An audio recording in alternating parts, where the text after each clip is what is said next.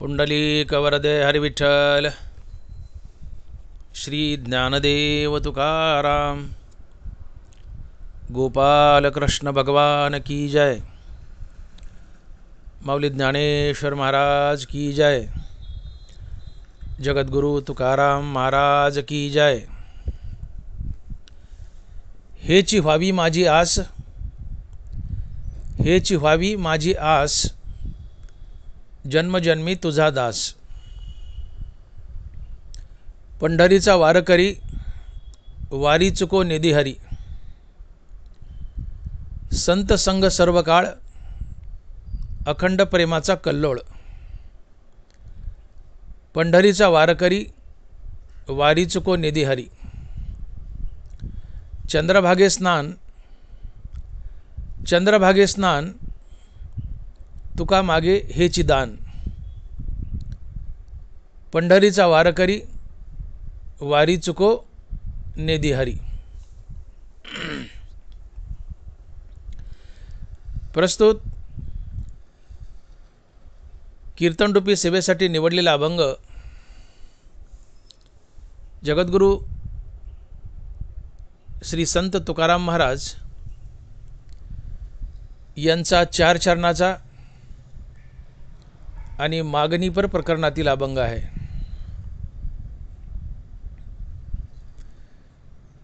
तुकोबाराय म्हणतात, हेची व्हावी माझी आस, जन्मजन्मी तुझा दास। हेची व्हावी माझी आस, जन्मजन्मी तुझा दास।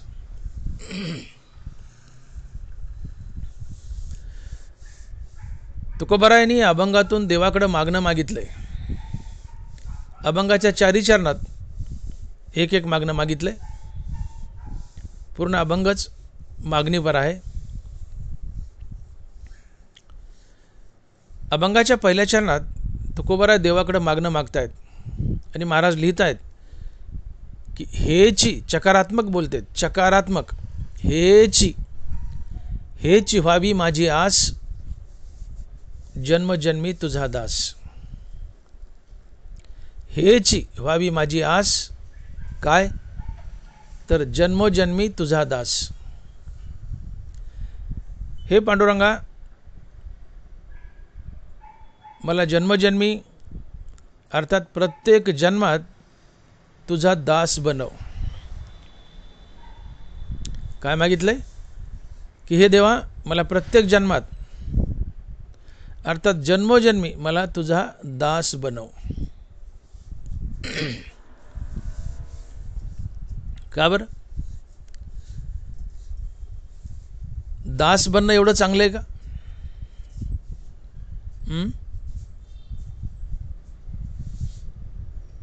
दासाच्या जीवनाला काय लाज असते हो?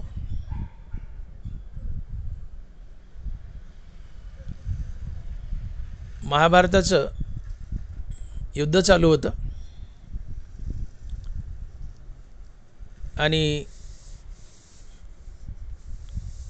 पितामह भीष्माला शेवटचे युद्ध करायचं होतं। पितामह भीष्माने प्रतिज्ञा केली होती की उद्या मी पांडव मारून टाकेल। पितामहानं प्रतिज्ञा केली, मी उद्या भूमी निष्पांडव करील, पांडवांना मारून टाकेल। आणि सकाळी उठल्यावर लढाईला जाताना जो साज घालावा लागतो अंगावर, ते दास घालत असतात।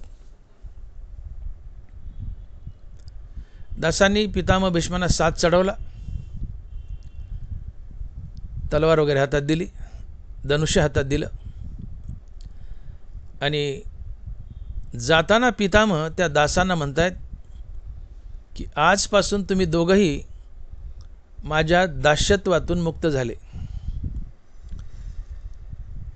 ते दोन दास रडू लागले, म्हणले पितामह असं का म्हणता? आयुष्यभर आम्ही तुमची सेवा केली, आम्हाला तुमच्या चरणापासून दूर करू नका, आयुष्यभर आम्हाला तुमची सेवाच करायची। पितामह म्हणाले की मी आज निर्णायक युद्ध करणार आहे, पृथ्वी निष्पांडव करणार आहे। त्यात पांडव जातील किंवा मीही जाईल, काही सांगता येत नाही।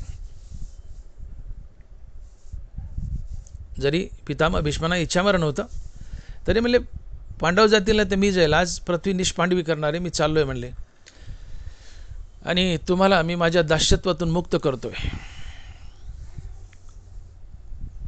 आणि पितामह त्या 2 दासांना म्हणतायत की यापुढे तुम्ही कोणाचं दास होऊ नका. पितामह म्हणतात की माणसानं काही व्हावं पण कोणाचा दास होऊ नये. कारण दासाच्या जीवनाला काही लाज नसते. दासाला स्वतःचं मन नसतं. दास हा चाकर असतो. स्वेच्छेने काहीच करता येत नाही दासाला. मालकाच्या सदैव आज्ञेत राहावं लागतं. दासाला स्वतःचं जीवनच नसतं. दास लाचार असतो. आणि मग एवढं लाचार जीवन जर असेल दासाचं, तर तुकोबाराय देवाला का म्हणतात की देवा मला तुझा दास कर. दास होण्यात असं काय पडलंय?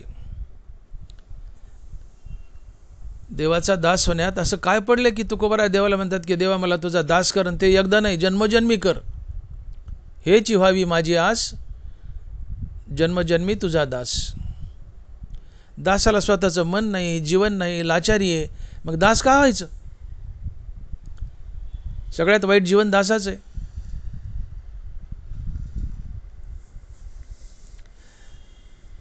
ते अमिताभ बच्चनचा एक सिनेमा आहे मर्द नावाचा, आणि त्यामध्ये अमिताभ बच्चन डायलॉग मारतो, आणि दास किंवा नौकर त्याची पात्रता काय असते तो अमिताभ डायलॉगमध्ये सांगतो. अमिताभ म्हणतो की नौकराची उंची मालकाच्या बुटापेक्षा जास्त नसते. नौकराची उंची मालकाच्या बुटापेक्षा जास्त नसते. म्हणजे नौकर किती मोठा असला तर त्याची उंची किती? मालकाच्या बुटाच्या टाचा एवढी. फार फार तर 2 कांडे, फार फार तर 2 कांडे. म्हणजे नौकर हा नौकरच असतो. तो किती मोठा असला तर त्याची उंची मालकाच्या बुटापेक्षा जास्त नसते. म्हणजे किती लाचार असतो नौकर. नौकर म्हणजे दास. नौकराला, दासाला स्वतःचं जीवन नसतं, स्वतःचं मन नसतं. नौकर, दास हे लाचार असतात. स्वेच्छेने काही करू शकत नाहीत. मालकाच्या ताब्यात राहावं लागतं. सर्वात वाईट जीवन हे दासाचं आणि नौकराचं असते. मग एवढं वाईट जीवन आहे दासाचं, नौकराचं, तरी तुकोबाराय देवाकडून दास्यत्व का मागतायत? असं काय लपलंय किंवा काय पडलंय देवाचं दास होण्यात? अभंगाच्या पहिल्या चरणात महाराज म्हणतात की हेची व्हावी माझी आस, जन्मजन्मी तुझा दास. देवा मला जन्मजन्मी तुझा दास कर, एवढीच माझी इच्छा आहे. का बरं तुकोबाराय देवाचं दास्यत्व का मागतायत?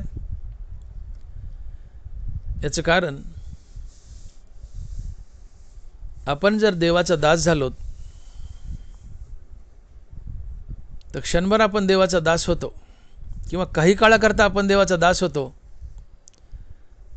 पण नंतर देवच आपला दास होतो. नंतर देवच आपला दास होतो. सुरुवातीला आपण देवाचा दास बनतो, पण आपण भक्तीने एकदा संत पदाला पोहोचलो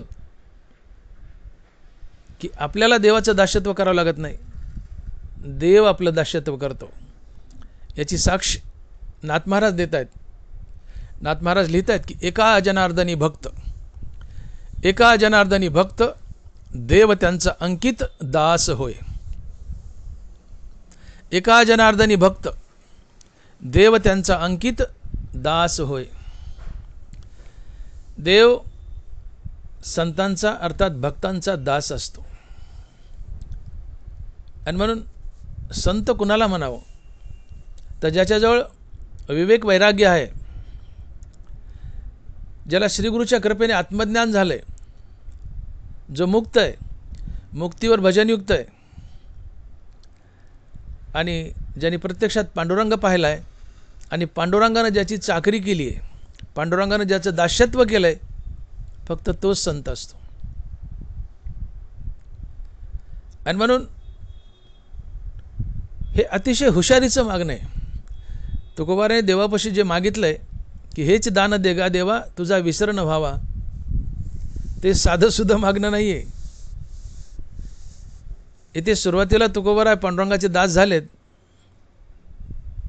पण नंतर पांडुरंग तुकोबारायचा दास झालाय. भक्तीचं गणितच उलटं असते. सुरुवातीला मुक्ती मिळेपर्यंत, संत बनेपर्यंत आम्हाला देवाचं दास्यत्व करावं लागतं. पण एकदा का मुक्त झालोत, संत झालोत, की आम्हाला देवाचं दास्यत्व करायची गरज नाही, देव आमचं दास्यत्व करतो.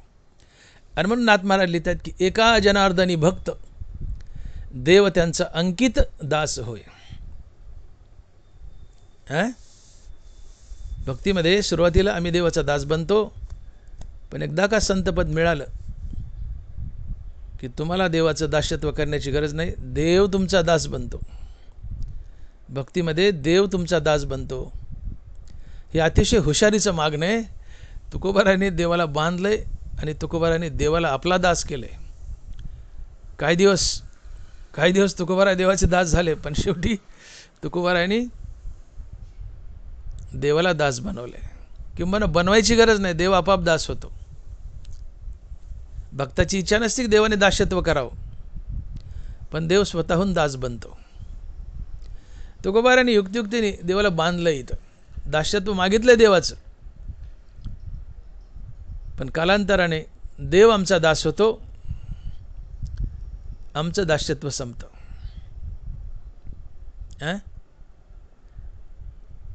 तुका म्हणे देव त्यांचा भार चालवी कामार होनिया. देव आपल्या भक्ताचा सगळा भार घेतो, त्याचा संसार चालवतो, त्याचं दास्यत्व करतो. अलग लक्षात, देव भक्ताचा योगक्षेम चालवतो. आणि म्हणून भक्तीमध्ये काही काळ आम्ही देवाचे दास असतो, पण कालांतराने देव आमचा दास होतो. हा भक्तीचा महिमा आहे.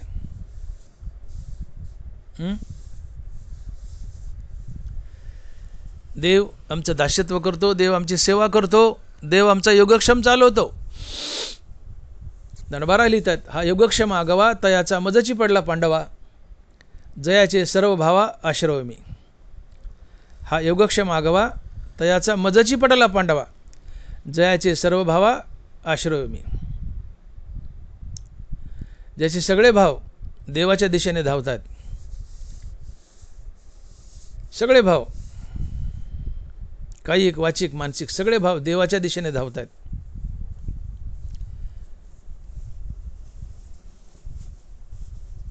अशा संतांचा देवदास बनतो. आणि की सर्व कायिक वाचिक मानसिक भाव तया मी वाचोनी धाव अनोती नाही. आणि की सर्व कायिक वाचिक मानसिक भाव तया मी वाचोनी धाव अनोती नाही. शरीरानं वाणीनं मनानं हे सगळे भाव देवाच्या दिशेने धावतात. वाणी देवाचंच नाव घेईल, वाचिक भाव मनात भगवंताचा मानसिक जाप, मानसिक भाव, शरीरानं प्रत्येक कर्म देवाची पूजा म्हणून करायचं, शारीरिक भाव. असा आपल्या शरीराचा प्रत्येक भाव शारीरिक मानसिक वाचिक हा सगळा भाव देवासाठीच आणि देवाच्या दिशेने धावतो. अशी अवस्था आली की देव तुमचा योगक्षेम चालवतो. आणि मग दणबारा लिहितात की हा योगक्षेम आगवा तयाचा मजची पडेला पांडवा, जयाचे सर्व भावा आश्रय मी. जयाचे सर्व भावा आश्रय मी. देवावर ओझं पडतं. सुरुवातीला तुम्ही देवाचे दास बनता, देवाचं दास्यत्व करता, पण एकदा संतपदाला गेले की प्रवास उलटा चालतो. देव तुमचा दास बनतो, देव तुमची चाकरी करतो, तुमचा योगक्षेम चालवतो. मग आता तुम्हीच विचार करा, इथं तुकोबाराय देवाचे दास आहेत का देव तुकोबारायचा दास आहे? तुम्हीच विचार करा. नाथ महाराज बोलले ना, एका जनार्दनी भक्त देव त्यांचा अंकित दास होय. देव संताचा दास होतो.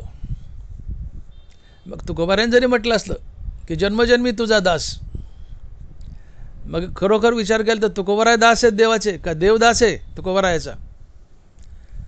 तर खऱ्या अर्थानं देवच दास आहे तुकोबारायाचा. तुकोबारायांनी देवाचं दास्यत्व केलं. ते काही काळाकरता सुरुवातीला, पण तुकोबाराय मुक्त अवस्थेला गेले, संत झाले,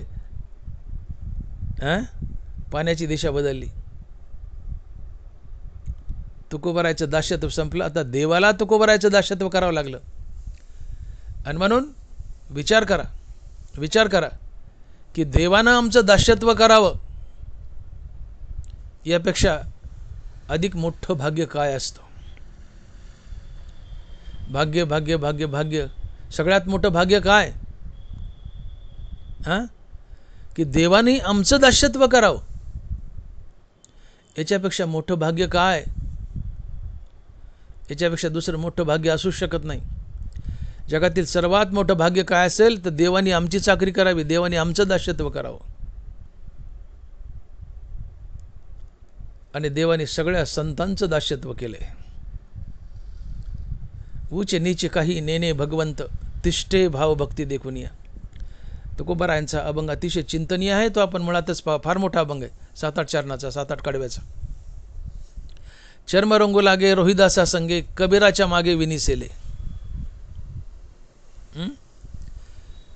कबीरानं पुढं चाला, देवाने मागं पळावं लंडासारखं. म्हणा कबीरा थांब, मी पांडुरंग आलोय. कबीरा मन निर्मल भयो जैसे गंगा नीर, पीछे पीछे हरी फिरे कहत कबीर कबीर. पीछे पीछे हरी फिरे कहत कबीर कबीर. कबीरान पुढं चाला, देवाने हाक मारे, ए कबीरा थांब, मी आलोय पांडुरंग. कबीरान म्हणा देवा दामानी ये, मला चादरी बनायच्यात. पांडुरंग म्हणतो त्यासाठी तर मी आलोय. ठीक आहे, आलास ते म्हणले, पण मी जरा लगबगीन जातो, तू देवा दामानी ये. कबीरा मन निर्मल भयो जैसे गंगा नीर, पीछे पीछे हरी फिरे कहत कबीर कबीर. नामयाच्या मागे हिंडे केशिराज, लागावाया रज चरणीचे. या संतांना पुढं चालावं आणि पांडुरंगांना लंडासारखं मागं पळावं, त्यांना हाक मारावी, थांबा रे बाबांनो, तुमच्या पायाची धूळ माझ्या अंगाला लागू द्या, तुमच्या पायाच्या धुळीने मी माझं भाग्य घडवतो. अजूनही पावलाची मुद्रा हृदय आहे सुभद्रा, आपली या दैव समुद्रे जतने लागी. देव संतांच्या पायधुळीने आपलं भाग्य घडत होता. देवाच्या पायधुळीने सगळ्या जगाचं भाग्य घडतं, पण देव म्हणतो विनोदानं की संतांच्या पायधुळीने माझं भाग्य घडतं. अजूनही पावलाची मुद्रा मी हृदय आहे सुभद्रा, आपली या दैव समुद्रे जतने लागी. देव संतांचा वेडा होता, वेडा झाला लालचावला भक्तीशी. देव सगळ्या संतांचं दास्यत्व करत होता. कबीराला चादरी विणू लागाव्यात, चादरी रंगू लागाव्यात. रोहिदास महाराजाला कातड रंगू लागावं, चर्म रंगू लागे रोहिदासा संगे. रोहिदास महाराजाला कातड रंगू लागावं, चपला बुटं शिवू लागाव्यात. सजन कशाला मास विकू लागावं. सावता महाराजाला खुरुप लागावं, सेना महाराजाला डोई करू लागावी. चोखोबा महाराजाला गुरुढोरं सांभाळू लागावेत, भिंती बांधू लागाव्यात. ते गुरुढोरं सांभाळू लागावीत. जनाबाईला दळू लागावं, नरहरी सोनाला दागिने घडू लागावीत. तुकोबाराच्या शेळ्या भाकरी खायला भंडाऱ्यावर जावं. नाथ महाराजच्या घरी तर 36 वर्ष कावडीने पाणी भरलं, 36 वर्ष. संतांमध्ये सगळ्यात भाग्यवान संत म्हणजे नाथ महाराज. सगळे संत भाग्यवान असतात, पण तुलना केली तर सगळ्यात भाग्यवान संत म्हणजे नाथ महाराज. देवाचं सगळ्यात जास्त सानिध्य कुणाला लाभलं असेल तर नाथ महाराजाला. 36 वर्ष भगवान श्रीकृष्णाने श्रीखंडाच्या रूपात नाथांच्या घरी कावडीने पाणी भरलं, अंगण झाडलं, स्वयंपाक केला, गंध उघडून दिला, नाथ महाराजची सेवा केली, हातपाय दाबले, सगळी चाकरी, सगळं दास्यत्व केलं भगवान कृष्णाने श्रीखंडाच्या रूपात नाथ महाराजच्या घरी. देवानं आमच्या संसारात राहावं, देवाने आमची चाकरी करावी, देवाने आमचं दास्यत्व करावं, यापेक्षा मोठं भाग्य काय असेल?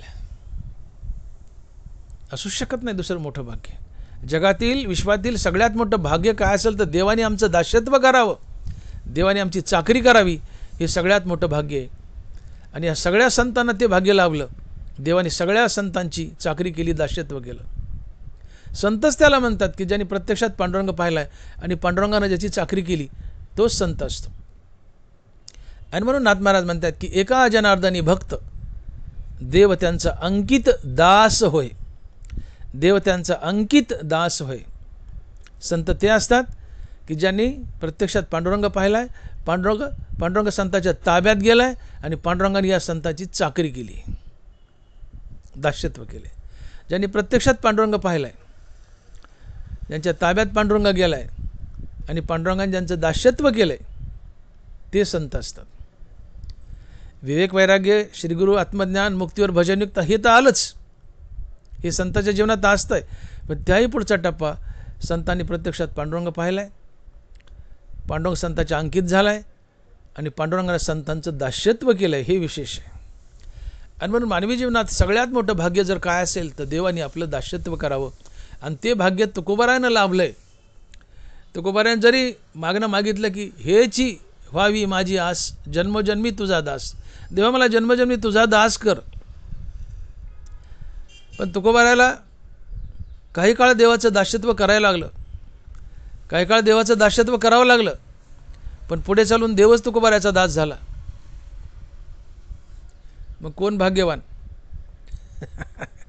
संत भाग्यवान, कारण देव संतांचं दास्यत्व करतो.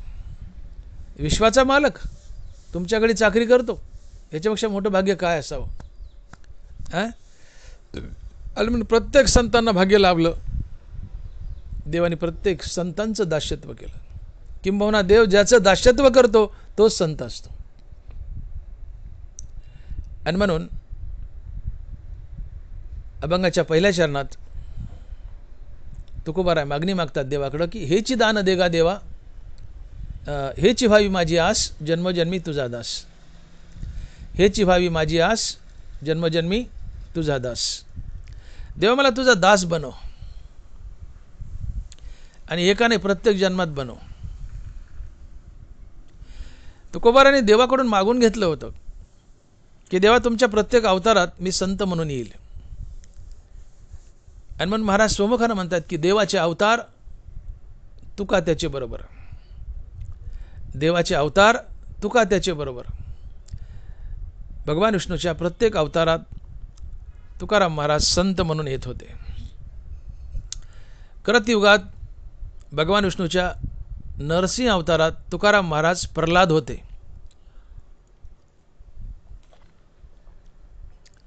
राम अवतारात तुकाराम महाराज अंगद होते. कृष्ण अवतारात तुकाराम महाराज उद्धव होते. पांडुरंग अवतारात तुकाराम महाराज नामदेव महाराज होते.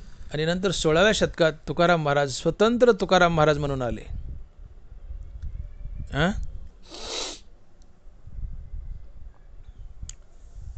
अशा प्रकारे देवाच्या प्रत्येक अवतारात तुकाराम महाराज जन्म धरत होते आणि संत म्हणून येत होते. आणि या प्रत्येक जन्मात तुकोबाराय आवडीनं मागून घेतात की देवा मला माझ्या प्रत्येक जन्मात तुझा दास बनव. देवा तुझ्या प्रत्येक अवतारात मी तर संत बनून येईलच, पण त्या प्रत्येक जन्मात मी तुझा दास व्हावा ही माझी आस आहे, आणि ही माझी इच्छा पूर्ण कर. मला प्रत्येक जन्मात तुझा दास बनव. आणि म्हणून महाराज म्हणतात की हेची व्हावी माझी आस, जन्मजन्मी तुझा दास. आणि देवानं ते वचन पूर्णही केले. तुकोबारायचं जे मागणं आहे ते पूर्ण केले देवानी. तुकोबारायला प्रत्येक वेळेला संधी दिली. देवाच्या प्रत्येक अवतारात तुकाराम महाराज संत आहेत, आणि प्रत्येक अवतारात तुकोबाराने देवाचं दास्यत्व केले.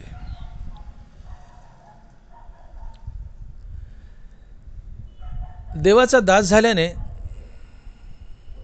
देवच आपला दास होतो, हे तर मी बोलून गेलो. शिवाय आपणास काही काळ देवाची सेवा करावी लागते. यात आनंदच आहे ना, देवाच्या सेवेत आनंदच आहे. काही काळ देवाची सेवा करावी लागते, त्यामुळे आपल्याला देवाची जवळीक साधते, त्यामुळे आपल्याला सुख समृद्धी लाभते, त्यामुळे आपल्याला मुक्ती लाभते. आणि एकदा का मुक्ती लाभली की आपण मुक्तीवर भजनयुक्त होतो, संत बनतो, आणि तिथून पुढे आपली चाकरी संपते. तिथून पुढे आपल्याला देवाचं दास्यत्व करावं लागत नाही, उलट देव आपला दास बनतो. देव आपला दास बनतो आणि आपली चाकरी करतो, आपलं दास्यत्व करतो. म्हणून नाथ महाराज म्हणतात की एका अजनार्दनी भक्त देव त्यांचा अंकित दास होय. एका जनार्दनी भक्त देव त्यांचा अंकित दास होय. आणि म्हणून तुकोबाराने जरी देवाकडून दास्यत्व मागून घेतलं असलं, त्या मागणीत अतिशय हुशारी आहे. तुकोबाराने देवाला बांधलंय. काही काळ तुकोबारा देवाचे दास झाले ते, पण पुढच्या भावी काळात तुकोबारा मालक झालेत आणि पांडुरंग दास झालाय. उलट वार व्हावं लागलंय. भक्तीमध्ये देव आमचा दास होतो आणि देव आमचा दास होणं, मी बोलून गेलो की हे आमचं परमभाग्य असतं. यापेक्षा काही मिळवायचं शिल्लक नसतं. हे सगळ्यात मोठं भाग्य आहे. देवाने आमचं दास्यत्व करावं यापेक्षा मोठं भाग्य असू शकत नाही. हे सगळ्यात मोठं भाग्य आहे. तुकोबारांनी या मागणीत काही काळ आपण देवाचे दास झालेत, पण देवाला आपलं दास बनवलंय. ही तुकोबाराची या मागणीतली खुबी आणि हुशारी आहे. तुकोबाराय देवाला म्हणतात, मला तुझा दास बनव, जन्मजन्मी बनव. हे मागणं हुशारीच आहे.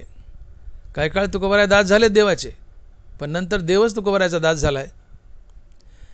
मागणं असं असावं, मागण्यात ही हुशारी असावी की आपल्या मागण्यात आपण देवाला आपलं दास बनवलंय.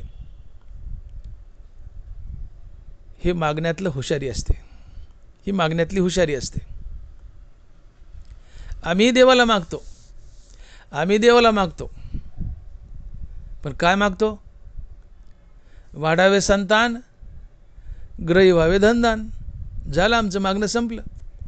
भिकारछाप मागणं आहे आमचं, भिकारछाप. मागून मागून काय मागणार? वाढावे संतान, ग्रही व्हावे धनदान. देवा मला श्रीमंती दे, देवा मला लेकर बाळा दे. झालं. याच्यापेक्षा आमची काय मोठी उडी असणार आहे? एका माणसानं तर असं मागितलं, कळस केला. तो देवाला म्हणतो, देवा मला माझ्या नातवाला सोन्याच्या ताटात जेवताना पाहिजे. मला माझ्या नातवाला सोन्याच्या ताटात जेवताना पाहिजे. काय काय मागितलंय? मुलगा मागितला, त्याला पोरग म्हणजे नातू मागितलं, म्हणजे 3 पिढ्या सुरक्षित केल्या. नातू मागितला आणि नातवाला सोन्याच्या ताटात जेवताना पाहिजे, म्हणजे नातूही मागितला आणि गडगंजे श्रीमंती मागितली. तर सोन्याच्या ताटात जेवायचं म्हणल्यावर काय साधी श्रीमंती का? पण एवढं जरी मागितलं, नातू मागितला, सोनं नाना श्रीमंती मागितली, पण हे शाश्वत आहे का? हा खरा लाभ आहे का? याने तरी सोन्याचे ताटं मागितले जेवायला. रावणाकडं सोन्याची 7 कोटी घरं होती. 7 कोटी. हे पितळाची तांब्याची सोडा, सोन्याची 7 कोटी घरं. शुद्ध कांचनाची 7 कोटी. जगात कोणाची श्रीमंती मोजता येईल, पण रावणाची श्रीमंती मोजता येणार नाही. 7 कोटी आणि सोन्याची घरं. आणि सोन्याचा भाव काय? आज 60,000 भाव आहे सोन्याचा. 60,000 रुपये तोळा. आणि घर बांधायचे, पाया सोन्याचा, भिंती सोन्याच्या, सगळं स्टील सोन्याचं, स्लॅब सोन्याचा, सगळं सोनं. सिमेंट वापरायचंच नाही, वाडूखळी नाही, नुसतं सोनं. रावणाची श्रीमंती मोजण्यासारखीच नाही. पण तो तरी तुकोबारांनी टोला दिला रावणाला. काय? तुका म्हणे ज्याची संपदा एवढी, तुका म्हणे ज्याची संपदा एवढी, सांगा ते कवडी गेली नाही. अरे 7 कोटी सोन्याचे घर आहेत, सोबत फुटकी कवडी गेली नाही, गुंजभर सोनं गेलं नाही. मग रावणाला हा खरा लाभ ठरला का? रावणासाठी हा लाभ ठरला का? रावणाला लेकर बाळ नातरुंड एवढं होते की त्या काळात जर इलेक्शन असत्या तर ते घरच्या पोरासोबत निवडून आलं असतं, बाहेरच्या मताची गरज नसती पडली. मग एवढे लेकरं, एवढं सोनं, एवढे धन संपत्ती, रावणाला लाभ ठरला का? लाभ काय असतो? जे आम्हाला कधीच सोडून जात नाही तो खरा लाभ असतो. आणि जे आम्हाला सोडून जात आहे किंवा आम्हाला जे सोडावं लागतं तो लाभच नसतो, ती हानी आहे. वस्तू मिळावी तिने आम्हाला कधी सोडू नये तो खरा लाभ असतो. आणि म्हणजे या जगात एकच लाभ आहे, एकच लाभ आहे. कोणता? देशकाळ स्वभावे वेचू जयन संभवे, ते पद माझे पावे अविनाश तो. देशकाळ स्वभावे विचू जाय न संभवे, ते पद माझे पावे अविनाश तो. असं पद मिळावं की जे कोणत्याही देशात कोणत्याही काळात ज्याला नाश नाही आहे, जे कायमस्वरूपी तुमच्या सोबत आहे, तुम्हाला कधी सोडत नाही. आणि असं एकच पद आहे, ते हरिपद आणि संतपद. हा खरा लाभ आहे. आणि मग अरे रावणाचे 7 कोटी घरं असून त्याला सोबत काही आलं नाही, काही कामाचं नाही, सांगा ते कवडी गेली नाही, उलट हानी झाली. मग तुम्ही म्हणता मला माझ्या नातवाला सोन्याच्या ताटात जेवताना पाहिजे. ठीक आहे, पोरगं मागितलं, नातू मागितला, आणि सोनं नाही मागितलं, सोन्याची ताटं मागितली, श्रीमंती मागितली. पण ते नातू एकदा दोनदा तुझ्या पुढे जेवला असेल. तुला आयुष्य किती आहे? आजोबा तुला किती आयुष्य आहे? नातू थोडा मोठा झाला की तू मेला असेल. तिकडे नातू सोन्यात जीव नाही तर खापरात जीव पुढं. तुला काय पाहायला मिळालं?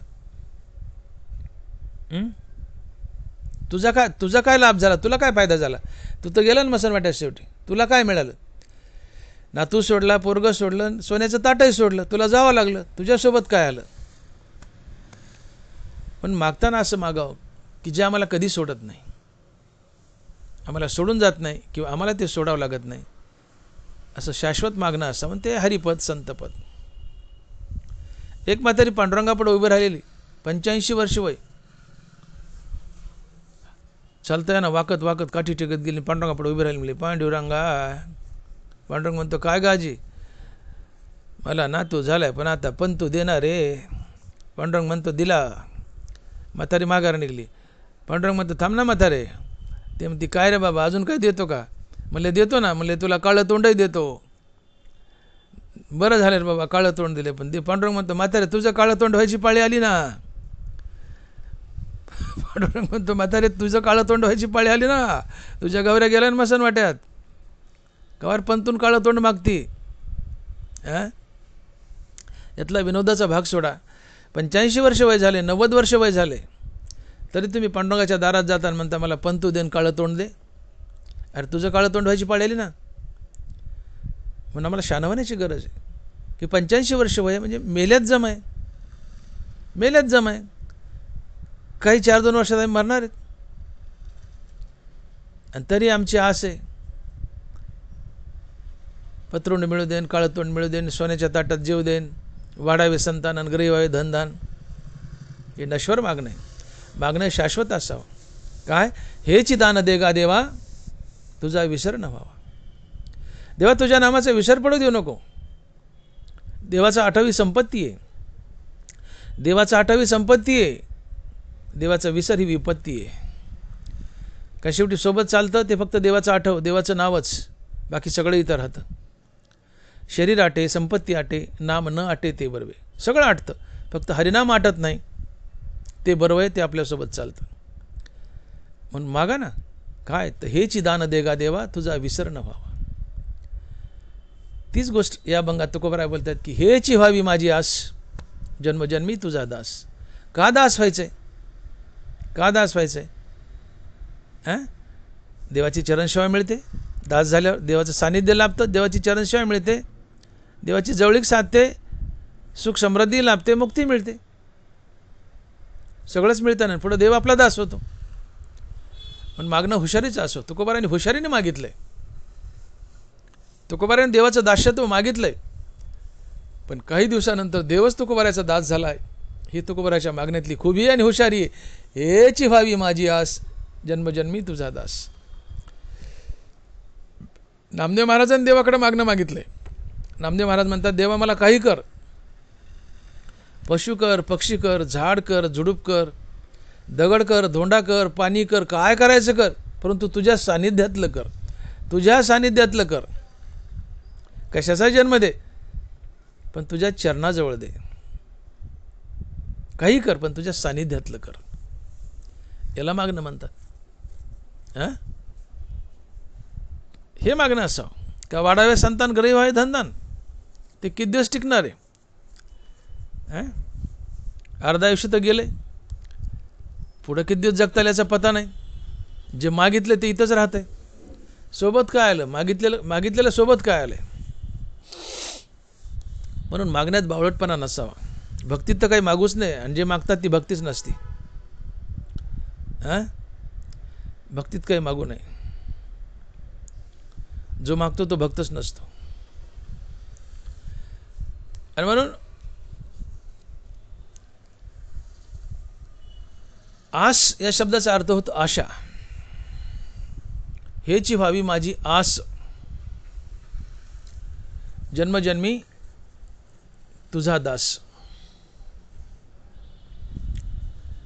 तुकोबाराने दास्यत्व मागितले देवाच, त्यांची आस योग्य आहे, बरोबर आहे. हेची व्हावी माझी आस, काय तर जन्मजन्मी तुझा दास. माणसाला आस नसावी, पण असलीच तर भगवत प्राप्तीची असावी, भगवत सेवेची असावी. जे अहंकार वाहती अंगी, आम्ही हरीचे भूषावया लागी. जे लोभी एकची जगी माझे निलोभे. माणसाला अहंकार नसावा, पण असलाच अहंकार तर आम्ही हरिदास आहोत असं म्हणून घेण्याचा अहंकार असावा. अहंकार वाईट आहे, पण हरिदास म्हणून घेण्याचा अहंकार असेल तर वाईट नाही. माणसाला लोभ नसावा, आशा नसावी, पण लोभ आणि आशा असेल तर ती कशाची? भगवंताच्या नामाची किंवा भगवंताचं दास बनण्याची. धनाची आशा नसावी, धनाचा लोभ नसावा. लोभ असावा, आशा असावी, पण कशाची? भगवंताच्या नामाची, भगवंताचा दास बनण्याची. मग तुकोबाराला बी आस आहे. आस चांगली नसते, आस जन्ममरणाच्या फेऱ्यात बांधते. आस म्हणजे आशा, आशा म्हणजे इच्छा, आणि इच्छा म्हणजेच वासना. आणि म्हणून जन्म घेणे लागे वासनेच्या संगे, तिची झाली अंगी हरिरूप.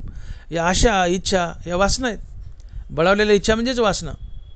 आस म्हणजे आशा, आशा म्हणजेच इच्छा, आणि बळावलेल्या इच्छा म्हणजे वासना. आणि वासना शिल्लक असेल मरताना तर जन्म धरावा लागतो, 84 लाख योनीत फिरावं लागतं.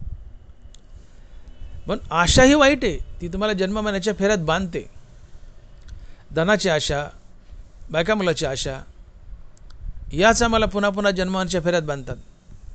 का धनाची आशा, बायका मुलाची आशा ही वासना आहे. मरताना काही वासना असेल तर ती वासना तुम्हाला जन्माला घालते. जन्म घेणे लागे वासनेच्या संगे. आणि म्हणून या जगात आमचा खरा वैरी जर कोण असेल तर आमच्या बायका मुलाची आशा किंवा आमच्या बायका मुलाची आसक्ती आणि आमच्या संपत्तीची आसक्ती. आमच्या बायका मुलाची आसक्ती आणि धनाची आसक्तीच आम्हाला पुन्हा पुन्हा जन्म मरण्याच्या फेऱ्यात बांधते. आणि जे आम्हाला पुन्हा पुन्हा जन्म मरण्याच्या फेऱ्यात बांधतात ते आमचे मित्र का शत्रू? शत्रूच. आणि म्हणून या जगात आमचा खरा शत्रू जर कोण असेल तर ते आमची संपत्ती आणि आमची बायका मुलं. का तर संपत्तीची आसक्ती आणि बायका मुलाची आसक्ती आम्हाला पुन्हा पुन्हा जन्म मरण्याच्या फेऱ्यात बांधते. आणि ज्या बायका मुलामुळं, ज्या संपत्तीमुळं आम्हाला 84 लाख योनी फिराव्या लागतात, ती बायका मुलं आणि संपत्ती हे आमचे मित्र नाहीत, वैरी आहेत. का तर त्यांच्यामुळे आम्हाला जन्म मरण्याच्या फेऱ्यात अडकावं लागतं. आणि मग संपत्तीची, बायका मुलाची आस करू नका. मरताना निर्वासना होऊन मरा, निरिच्छ होऊन मरा. मरताना कुठली इच्छा असेल, वासना असेल, मरताना कुठली इच्छा, आशा, वासना असेल तर जन्म धरावाच लागतो. 84 लाख योनी फिराव्याच लागतात, संसार बंधनात अडकावं लागतं. आणि बायका मुलाची आणि धनाची आशा तर फार बलवान आहे, ती पुन्हा पुन्हा जन्ममरणाच्या फेऱ्यात बांधते. म्हणून आशा हेची व्हावी माझी आस. आस म्हणजे आशा, आशा इच्छा, आशा म्हणजेच इच्छा. आशा इच्छा या वाईट आहेत. आशा इच्छा हीच वासना आहे. ही आशा इच्छा वासना संसार बंधनात बांधतात. मग तुकोबाराला बी आशा आहे. त्यांना का आशा आहे? तुकोबारांना आशा आहे, पण कशाची आहे? जन्मजन्मी भगवंताचा दास बनण्याची आहे, धनाची किंवा बायका मुलाची नाही आहे. तुकोबाराची आशा ही उत्तम आहे. आशा असावी. मी बोललो की लोभ असावा. जे लोभी एकचे जगी माझे निलोभे. लोभ असावा, पण कशाचा? हरिनामाचा, धनाचा नाही. तसं लोभ, आशा असावी, पण कशाची? हरिदास म्हणून घेण्याची, हरिनाम घेण्यासाठी किंवा भगवंताचा दास होण्यासाठी आशा असावी. पण कशाची? हरिनामाची किंवा देवाचा दास होण्याची. तुकोबाराला आशा आहे, पण कशाची? देवाचा दास बनण्याची. त्यामुळे ती उत्तम आशा आहे. धनाची आशा असेल तर वाईट आहे, पण देवाचा दास बनण्याची आशा असेल तर ती उत्तम आशा आहे. कारण मनुष्य जन्मच देवाचा दास बनण्यासाठी. पाय पाशराच्या गावा जया लागी आले पांडवा, तो कार्यार्थ अगवा सांडून या. तुम्ही आम्ही इथं येणं केले तर केवळ आणि केवळ देवाचा दास बनण्यासाठीच. देवाचा दास बनणं म्हणजे देवाचं नामस्मरण करणं, हेच देवाचं दास्यत्व आहे. आम्ही हरिनाम घेऊन मुक्त होण्यासाठीच आलो आहेत ना. मग आम्हाला आशा आहे किंवा तुकोबारायला आशा आहे, पण कशाची? देवाचा दास बनण्याची, देवाच्या नामस्मरणाची. ती योग्य आशा आहे. आशा असती आणि ती धनाची असती तर वाईट आहे, पण आशा आहे पण कशाची? देवाचा दास बनण्याची, देवाचं नाव घेण्याची, म्हणून ती उत्तम आशा आहे. म्हणून तुकोबारायची मागणी रास्त आहे आणि अतिशय उत्तम आहे. आणि महाराज म्हणतात की हेची व्हावी माझी आस, जन्मजन्मी तुझा दास. आम्हालाही आस आहे, आम्हालाही आस आहे, आशा आहे, इच्छा आहे, पण कशाची? कशाची? धनाची, बायका मुलाची आणि धनाची. आणि जे धनाची आशा करतात ते सर्वात जास्त दुःखी असतात. कारण आशा जैशी दुःखाते, व्याली निंदा दुरिते. आशा जैशी दुःखाते, व्याली निंदा दुरिते. निंदा पापाला जन्म देते, आशा दुःखाला जन्म देते. आशेपाशी नाही सुख, आशेपाशी परम दुःख. नाथ महाराज नवराय म्हणतात की आशा जैशी दुःखाते, व्याली निंदा दुरिते. हे असो दैन्याते, दुर्भगत्व जैसे. दुर्भाग्य तुम्हाला दैन्यच येणार, गरिबीच येणार. निंदा करतायत, जीवनात पापच येणार. आशा धरतायत, जीवनात दुःखच येणार. आशा जैशी दुःखाते, व्याली निंदा दुरिते. हे असो दैन्याते, दुर्भगत्व जैसे. ज्ञानोबा आहे. पण आशा ही दुःखाला कारणीभूत आहे.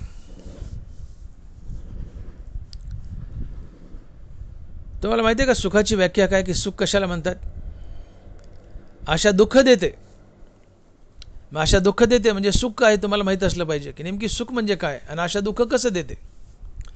नवराज ज्ञानेश्वरीत सुख आणि दुःखाची व्याख्या करतात आणि महाराज लिहित आहेत की किंबहुना असोये जीव आत्मयाची लाहे, तेत जे होये तया नाव सुख. आणि ऐसी ही अवस्था न जोडिता पार्था, जी जे ते सर्वथा दुःख जाणे. ऐसी ही अवस्था न जोडिता पार्था, जी जे ते सर्वथा दुःख जाणे. सुख म्हणजे काय आणि दुःख म्हणजे काय याच्या व्याख्या ज्ञानोबा ज्ञानेश्वरी सांगतायत की सुख म्हणजे काय? की ज्यावेळेस तुम्ही रामनाम घेता, तुम्ही राम म्हटलं की तुमचं मन तात्काळ अंतर्मुख होतं. अंतर्मुख झालेलं मन हृदयस्थ रामाला भेटतं. मन आणि हृदयस्थ राम यांच्या भेटीतून मनाला स्थिरता लाभते आणि मनाच्या स्थिरतेतून येणारा अनुभव हे सुख असतं. आणि ज्याला अशी अवस्था जोडता येत नाही त्याला ज्ञानोबा दुःख म्हणतात. तुम्ही राम म्हटलं की तुमचं मन अंतर्मुख होतं. अंतर्मुख झालेलं मन हृदयस्थ रामाला भेटतं. मन आणि हृदयस्थ राम यांच्या भेटीतून मनाला स्थिरता लाभते आणि मनाच्या स्थिरतेतून येणारा अनुभव हे सुख असतं. पण तुम्ही राम म्हणत नाहीत त्यावेळेस तुमचं मन हृदयस्थ रामापासून तुटतं, ते बहिर्मुख धावतं. आणि हृदयस्थ रामापासून मन तुटलं आणि बहिर्मुख धावू लागलं की ते बेचैन अस्थिर बनतं, तडपतं. आणि मनाची ही तडप, बेचैनी, अस्थिरता हे दुःख असतं. आणि म्हणून मनाची स्थिरता हे सुख, मनाची अस्थिरता हेच दुःख. मनाची स्थिरता हे सुख आहे. आणि म्हणून तुकोबाराय म्हणतात की शांती परते नाही सुख, एरा अवघेची दुःख. मनाची शांती, मनाची स्थिरता हेच सुख आहे. आणि मनाची अशांती, मनाची अस्थिरता हेच दुःख आहे. आणि मन अस्थिर का बनतं? तर मनात नाना प्रकारच्या इच्छा, आशा जर उठल्या, त्या इच्छा, आशा मनाला आपल्यासोबत बाहेर घेऊन जातात. मनाला हृदयस्थ रामापासून तोडतात आणि आशेच्या इच्छेच्या मागे मन धावतं. आणि इच्छित वस्तू मिळेपर्यंत मन बेचैन असतं, अस्थिर असतं, तडपतं. आणि मनाची बेचैनी, अस्थिरता, तडप हे दुःख असतं. आशेने दुःख दिलं म्हणून आशेपाशी नाही सुख, आशेपाशी परम दुःख. आणि मग तुम्ही आम्ही आशा करतो पण धनाची करतो. मुलाबाळाची करतो. आणि आशा म्हटलं की आशेच्या मागे मन धावणार. ही आशा इच्छा मनाला हृदयस्थानापासून तोडणार. मन हृदयस्थानापासून तुटलं, इच्छेच्या आशेच्या मागे धावलं की ते बेचैन असतील. मनाची बेचैनी अस्थिरता हे दुःख आहे. मन अंतर्मुख झालं, हृदयस्थान आम्हाला जर जाऊन भेटलं आणि हृदयस्थानापाशी चिटकून राहिलं तर ते स्थिरावतं. मनाची स्थिरता हे सुख असते. पण हृदयस्थानापासून तुम्हाला कोणी तोडलं तुमच्या मनाला की तुम्हाला दुःखच येणार. का? मन हृदयस्थानापासून तुटलं की ते अस्थिर होतं आणि मनाची अस्थिरता बेचैनी हे दुःख आहे. आणि इच्छा मनाला हृदयस्थानापासून तोडतात. मनात इच्छा आशा उठली की त्या इच्छेच्या आशेच्या मागे मन धावतं. आणि मग इच्छेच्या आशेच्या मागे मन धावलं की मन हृदयस्थानापासून तुटलं म्हणजे त्याची स्थिरता बिघडली, ते अस्थिर झालं. मनाची अस्थिरता हे दुःख असते. आणि म्हणून इच्छेसोबत सुख नसतं, इच्छेच्या अभावात निरंतर सुख असतं. आणि म्हणून ज्ञानवारा लिहित आहेत की ते मनोरथ संगेनो हे एरवी सिद्धी गेलीची आहे, हे दोन्हीची उपाय सुख दुःखाशी. इच्छेसोबत सुख नसतं, इच्छेच्या अभावात निरंतर सुख असतं. कारण इच्छेचा अभाव झाला की मन अंतर्मुख होतं, हृदयस्थानाला भेटतं, तिथं स्थिरावतं. मनाची स्थिरता हे सुख. आणि इच्छा उठली की इच्छा मनाला घेऊन बाहेर पडते. बाहेर पडायला की ते हृदयस्थानापासून तुटतं ते मन, ते अस्थिर बेचैन. ही अस्थिरता बेचैन हे दुःख आहे. आणि म्हणून इच्छा आशा या दुःखाला कारणीभूत असतात. इच्छा आशा यांचा अभाव सुखाला कारणीभूत असतो. आणि म्हणून संसारात तुम्ही आस केली, मला काही मिळावं अशी आशा केली की ती आशा तुम्हाला दुःखच देणार. दुःखच देणार. कारण आशेमुळे इच्छेमुळे मन अस्थिर बेचैन, आणि बेचैनी अस्थिरता हे दुःख आहे. आशा उठली की हृदयस्थानापासून मन तुटलं, ते आशेच्या मागे धावलं. आणि आशेच्या मागे धावलं की इच्छित वस्तू मिळेपर्यंत ते बेचैन असतील. अस्थिरता बेचैन हे दुःख आहे. आणि इच्छा आशा हे अगणित असतात. इच्छेला तळ नसतो. निरंतर आशा इच्छा उठत राहतात. निरंतर मन आशेच्या इच्छेच्या मागे धावतं. निरंतर मन बेचैन. आशा इच्छा या अगणित असतात. आशा इच्छा सारख्या मनात उठत राहतात. आणि आशा इच्छा मनात उठल्या की मन निरंतर आशेच्या इच्छेच्या मागे धावतं. ते हृदयस्थानापासून तुटतं. मन हृदयस्थानापासून तुटलं की ते बेचैन अस्थिर बनतं. आणि मनाची ही बेचैनी अस्थिरता हेच दुःख असतं. आणि म्हणून ज्याच्या आशा जास्त बलवान, ज्याच्या इच्छा जास्त बलवान, तो सर्वात जास्त दुःखी असतो. आणि आशा त्याच्याच बलवान असतात की जो धनवान असतो. आणि म्हणून भर्तृहरी महाराजाचं एक शल्य की धनवानाला धनाचा लोभ असतो. धनवानाला धनाचा लोभ असतो. भर्तृहरी महाराजाची 7 शल्य आहेत. धनवानालाच धनाचा लोभ असतो. तळे कमळाविन उदास दिसते. दिवसा चंद्र किविलवाना दिसतो. गोरागोमटा पुरुष कलाहीन असतो. राजदरबारात गुंडाचं साम्राज्य असतं. अशा प्रकारची भर्तृहरी महाराजाची 7 शल्य आहेत. त्यातलं प्रमुख शल्य की धनवानालाच धनाचा लोभ असतो. मनुष्य जितका धनवान तितका धनाचा अधिक लोभी, तितक्या त्याच्या आशा बलवान असतात. आता मनुष्य धनवान आहे पण धनवानाला धनाचा लोभ असतो. मनुष्य धनवान आहे पण धनवानाला धनाचा अधिक लोभ आहे. आणि ज्याला धनाचा अधिक लोभ आहे त्याच्या आशा बलवान असतात. आणि ज्याच्या आशा बलवान असतात, मनात आशा उठल्या की मन आशेच्या मागे धावलं. ती इच्छित वस्तू मिळेपर्यंत मन बेचैन अस्थिर. बेचैनी अस्थिरता हे दुःख असतं. आणि म्हणून धनवान सर्वात दुःखी असतो. धनवान सर्वात दुःखी असतो.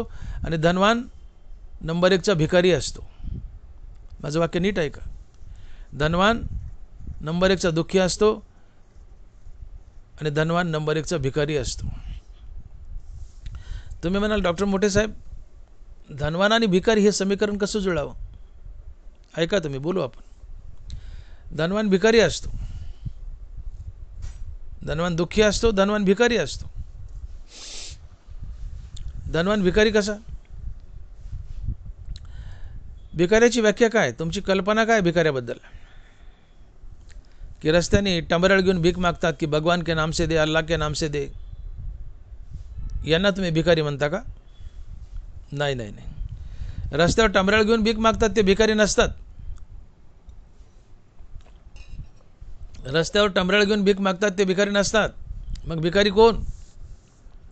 नाथ महाराज भागवतात भिकाऱ्याची व्याख्या सांगतायत. महाराज लिहित आहेत, ऐके दरिद्राचे लक्षण, गाठी असता कोटी धन, ज्याचे संतुष्ट नाही मन, परम दरिद्र जाणत होतो.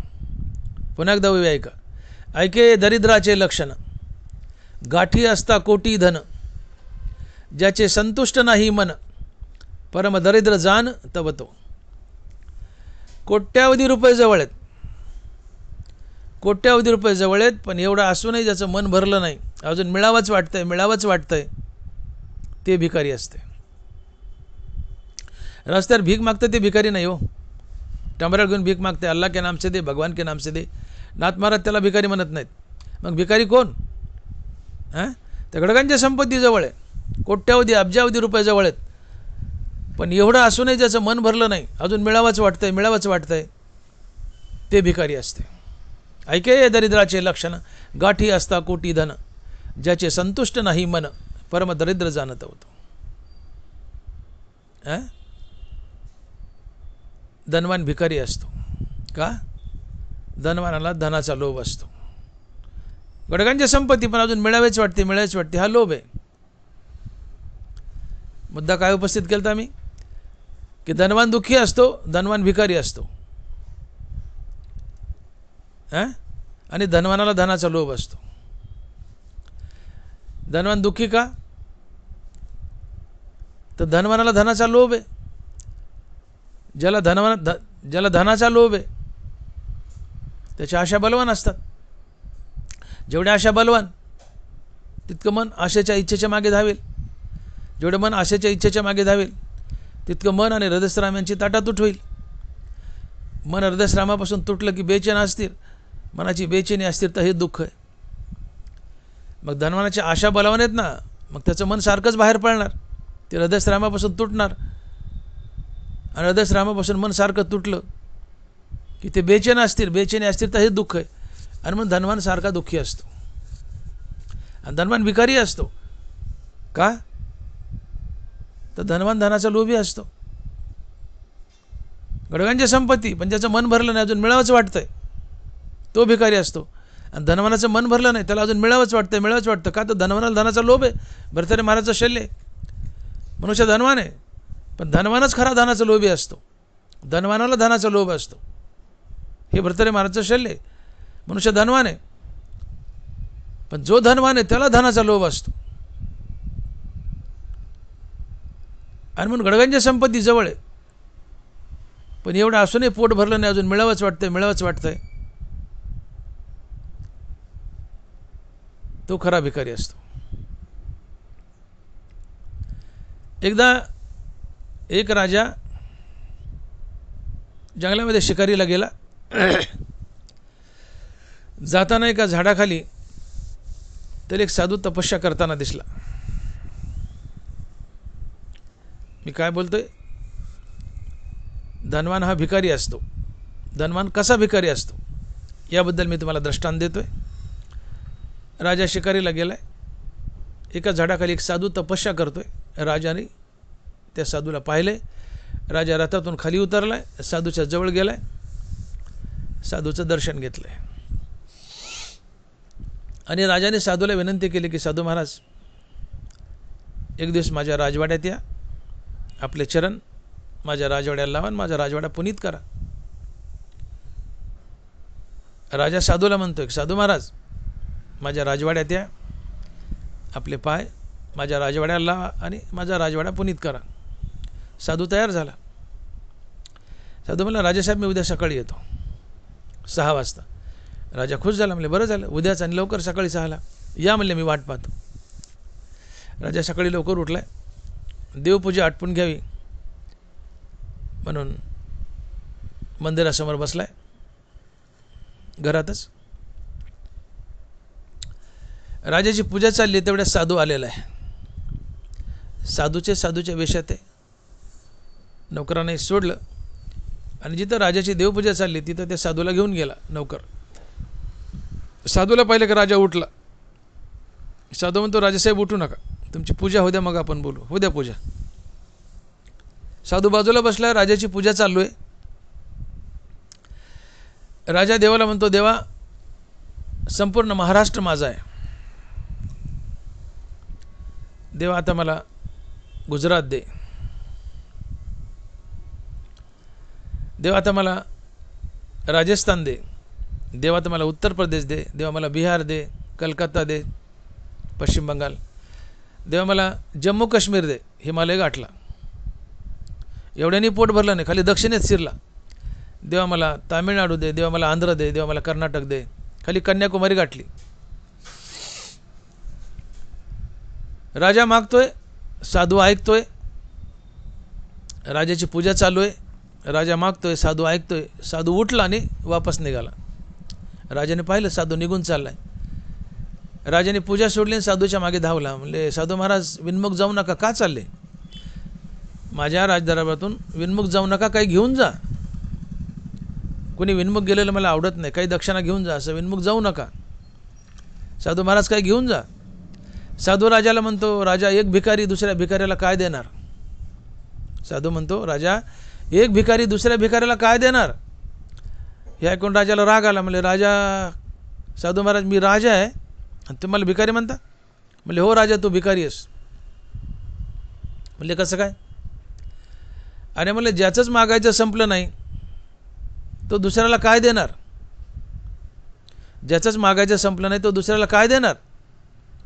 तुझ्यापाशी अख्खा महाराष्ट्र आहे, तरी तुझं पोट भरलं नाही, अजून मिळावंच वाटतंय, मिळावंच वाटतंय, मिळावंच वाटतंय. महाराष्ट्र असूनही तुझं पोट भरलं नाही, तू देवापाशी अख्खा भारत मागितलायस. आणि जो मागतो तो भिकारीच, मागतो तो भिकारीच. मग माणसापुढं मागितलं काय, देवापुढं मागितलं काय? मागतो तो भिकारीच. राजा तू भिकारीच आहेस, राजा तू भिकारीच आहेस. का? तर अख्खा महाराष्ट्र आहे तुझ्यापाशी, तरी तुझं पोट भरलं नाही. तुला वाटलं संपूर्ण भारत मिळावा, संपूर्ण भारत मिळावा. ऐके दरिद्राचे लक्षण, गाठी असता कोटी धन, ज्याचे संतुष्ट नाही मन, परम दरिद्र जाणत होतो. कोट्यावधी रुपये जवळ आहेत, पण कोट्यावधी असूनही पोट भरलं नाही, अजून मिळवाच वाटतंय, मिळवाच वाटतंय, ते भिकारी. राजा तुझ्यापाशी अख्खा महाराष्ट्र आहे, महाराष्ट्र असून तुझं मन भरलं नाही, अजून मिळावंच वाटतंय, मिळावंच वाटतंय.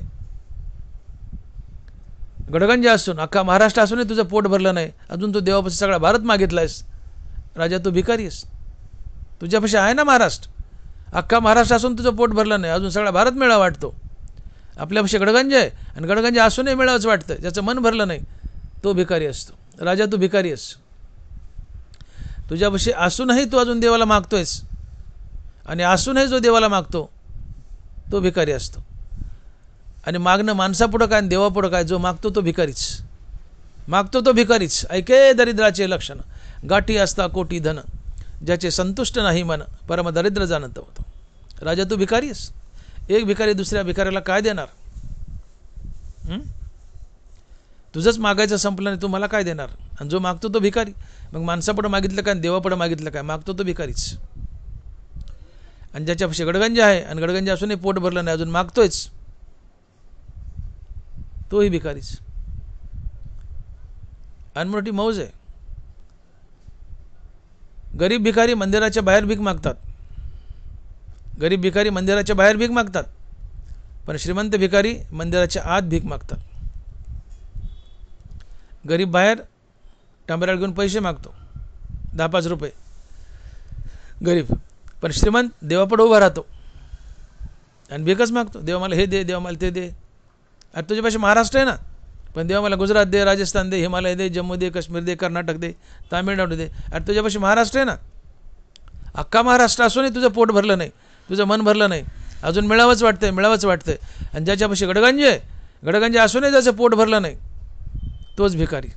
ऐके दरिद्राचे लक्षण, गाठी असता कोटी धन, ज्याचे संतुष्ट नाही मन, परम दरिद्र जाणत होतं. राजा तू भिकारी आहेस, भिकारी आहे. हां, कोट्यावधी रुपये जवळ आहेत, अख्खा महाराष्ट्र आहे, पण एवढं असूनही ज्याचं मन भरलं नाही, अजून मिळावंच वाटतंय, मिळावंच वाटतंय, ते भिकारी असते.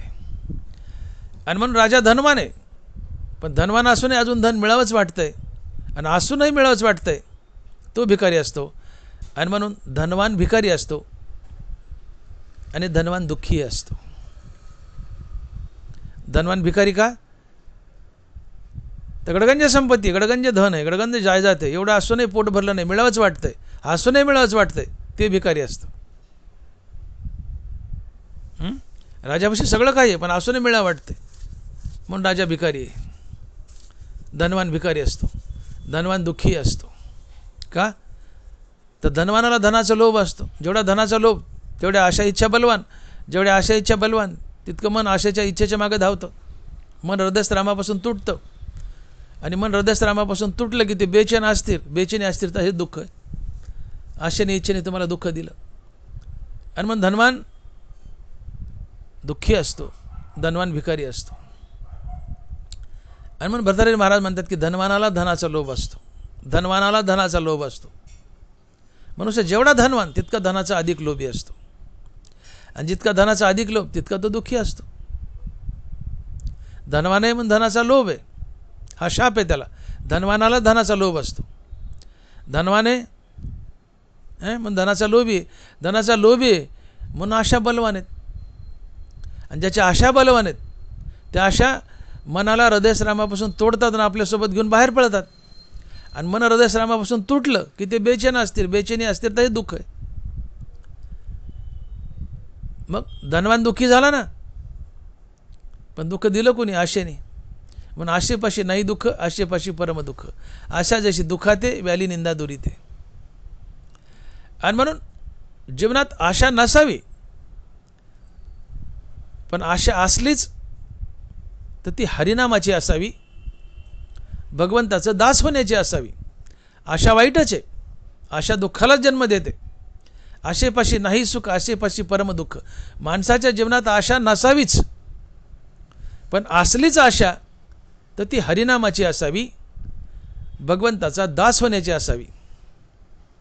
संसारिक वस्तूची आशा नसावी. कारण संसारिक वस्तूची आशा केली रे केली की आशा तुम्हाला दुःखच देणार. का?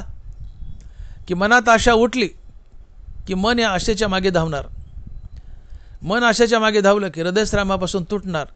आणि मन हृदयश्रामापासून तुटलं आणि आशेच्या मागे धावलं की ते बेचैन होतं, अस्थिर होतं. मनाची बेचैनी, अस्थिरता, तडफ हे दुःख असते. मग तुम्हाला आशेने सुख दिलं का दुःख? अर्थातच दुःख दिलं. म्हणून आशेपाशी नाही सुख, आशेपाशी परम दुःख. आशा जशी दुःखाते व्याली निंदा दुरीते. निंदा पापाला जन्म देते, आशा दुःखाला जन्म देते. आणि म्हणून तुम्ही आम्ही संसारिक जीव आस करतो, आशा करतो, परंतु नश्वर वस्तूची, संपत्तीची, मुलाबाळाची. आणि ही नश्वर वस्तूची आशा, संपत्तीची आशा दुःखाला कारणीभूत आहे. जेवढी आशा बलवान तितकं मन आशाच्या मागं. हृदयश्रामापासून तुटलं की बेचैन असतील, बेचैनी अस्थिरता ही दुःख आहे. म्हणून आशा ही दुःखाला कारणीभूत आहे. म्हणून संसारिक वस्तूची आशा ही दुःखाला कारणीभूत आहे. पण परमार्थिक जी आशा आहे ती दुःख देत नाही, ती सुख देते. तुकोबारायला आशा आहे, आशा कोणालाच नसावी. आशा कोणालाच नसावी, पण तुकोबाराच्या जीवनात आशा आहे. पण ती कोणती आशा आहे? जन्मजन्मी तुझा दास. तुकोबारायला आशा आहे, पण कशाची? देवाचा दास बनण्याची. आणि म्हणून मी बोलून गेलो की जे अहंकार वाहती अंगी आम्ही हरीचे भूषावाय लागी, जे लोभी एकची जगी माझे निलोभे. माणसाला कुठलाच अहंकार नसावा. अहंकार वाईट आहे. तुका म्हणे नरकी घाली अभिमान, जरी होय ज्ञान गर्व ताठा. अभिमान नरकातच घालतो. अभिमान अहंकार नसावा, पण असलाच तर आम्ही हरिदास आहोत असं म्हणून घेण्याचा अहंकार असावा, तो देवाशी जोडतो. माणसाला लोभ नसावा. लोभ संसारात बांधतो, परंतु लोभ असलाच, लोभ नसावाच का तो संसारात बांधतो. लोभ नसावाच, संसारात बांधतो, परंतु लोभ असलाच हुकून चुकून तो हरिनामाचा असावा. आशा नसावी, कारण आशा संसारात बांधते, दुःखही देते. आशा नसावीच, पण असलीच हुकून चुकून आशा तर ती याची असावी की देवा मी जन्मजन्मी तुझा दास व्हावं. ही आशा उत्तम आहे. आणि तुकोबारायला हीच आशा आहे. हेची व्हावी माझी आस, जन्मजन्मी तुझा दास. तुकोबाराला बी आशा आहे, पण जन्मजन्मी देवाचा दास बनण्याची आशा आहे. म्हणून तुकोबाराची आशा ही उत्तम आहे. तुमची आमची आशा ही घाणेरडी आहे. आम्ही सांसारिक वस्तूची आशा करतो आणि सांसारिक वस्तूची आशा केली रे केली की आमच्या पदरी दुःखच येतं. कारण आशा कधी सुख देतच नाही. आशा जशी दुःखाते व्याली निंदा दुरीते हा सिद्धांत आहे. निंदा पापाला तशी आशा ही दुःखाला जन्मच देते. आशा दुःखाला जन्म देते. का? मी बोललो की आशा कशी दुःखाला जन्म देते. की मनात आशा उठली की आशा मनाला आपल्यासोबत घेऊन बाहेर पडते, मनाला हृदयश्रामापासून तोडते. मन हृदयश्रामापासून तुटलं आणि बहिर्मुख धावलं की ते बेचैन असतील आणि मनाची बेचैनी अस्थिरता ही दुःख असते. आशेने दुःख दिलं म्हणून आशेपाशी नाही सुख, आशेपाशी परम दुःख. आशा जशी दुःखाते व्याली निंदा दुरीते. आशा दुःखच देणार का ती मनाला तोडते हृदयश्रामापासून. मन हृदयश्रामाला जाऊन चिटकलं ते स्थिर होतं. मनाची स्थिरता हे सुख आहे. आणि कुणीही या मनाला हृदयश्रामापासून तोडलं आणि ते बहिर्मुख झालं की ते बेचैन असतील. बेचैनी अस्थिरता हे दुःख आहे. मग आशा मनाला रामापासून तोडते, त्याला बहिर्मुख घेऊन जाते आणि ते हृदयश्रामापासून तुटलं की बेचैन असतील. बेचैनी अस्थिरता हे दुःख आहे. म्हणून आशा हे दुःखाला कारणीभूत आहे, इच्छा दुःखाला कारणीभूत आहे. हनुमंताना म्हणतात की ते मनोरथ संगे नव्हे, एरवी सिद्धी गेलीची आहे, हे दोन्हीचे उपाय सुख दुःखाशी. इच्छेसोबत आशेसोबत सुख नसतं. इच्छा आणि आशेच्या अभावात निरंतर सुख असतं. इच्छेसोबत सुख नसतं, इच्छेच्या अभावात निरंतर सुख असतं. तसं आशेसोबत सुख नसतं, आशेच्या अभावात निरंतर सुख असतं. पण इच्छा मारा, आशा मारा, सुखी व्हाल. आशा ही अशी गमतीदार वस्तू आहे की आशा इच्छित वस्तू मिळेपर्यंत तुम्हाला दुःखी करते आणि इच्छित वस्तू मिळाली तर ती मिळाल्यावर सुद्धा तिचा उपभोग घेऊ देत नाही. अशी गमतीची आशा. काय बोललो मी? आशा इच्छित वस्तू मिळेपर्यंत दुःखी करते आणि इच्छित वस्तू मिळाली तर तिचा उपभोग घेऊ देत नाही. तुम्हाला उदाहरण सांगतो. एका लग्नाची पार्टी बसली, इकडून 10-5 तिकडून 10-5 आणि बोलणी सुरू झाली. मुलीचा बाप म्हणतो मुलीच्या बापाला, मुलीचा बाप म्हणतो मुलाच्या बापाला. बोलणी सुरू झाली, लग्नाची बैठक बसली. मुलीचा बाप म्हणतोय मुलाच्या बापाला, मागा हुंडा. आता हुंडा देऊ नये, कायद्याने बंदी आहे, पण दृष्टांतात हुंडा चालतो. मुलीचा बाप म्हणतो मुलाच्या बापाला, मागा हुंडा.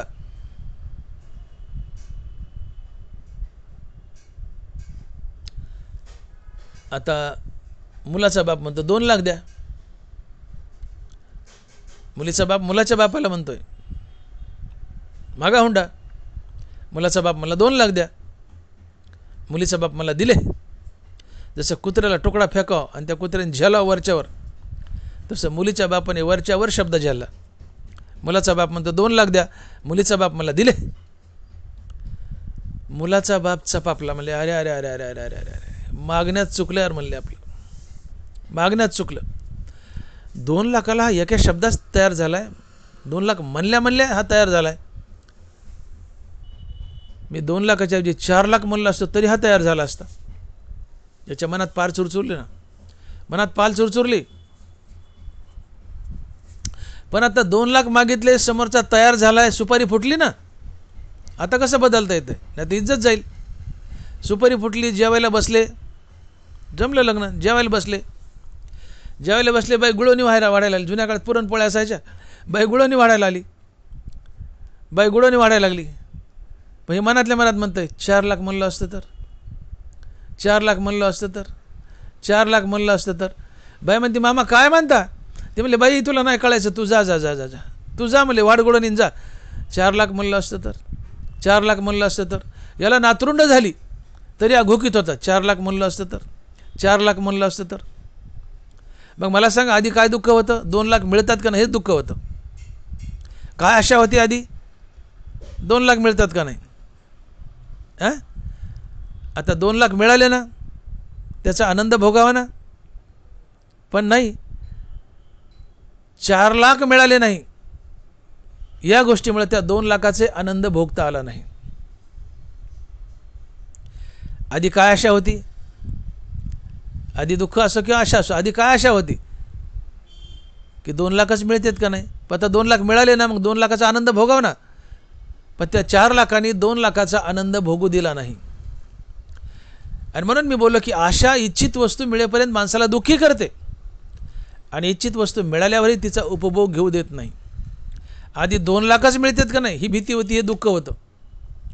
पण 2 लाख मिळाले, परंतु त्या 4 लाखानं 2 लाखाचा आनंद भोगू दिला नाही.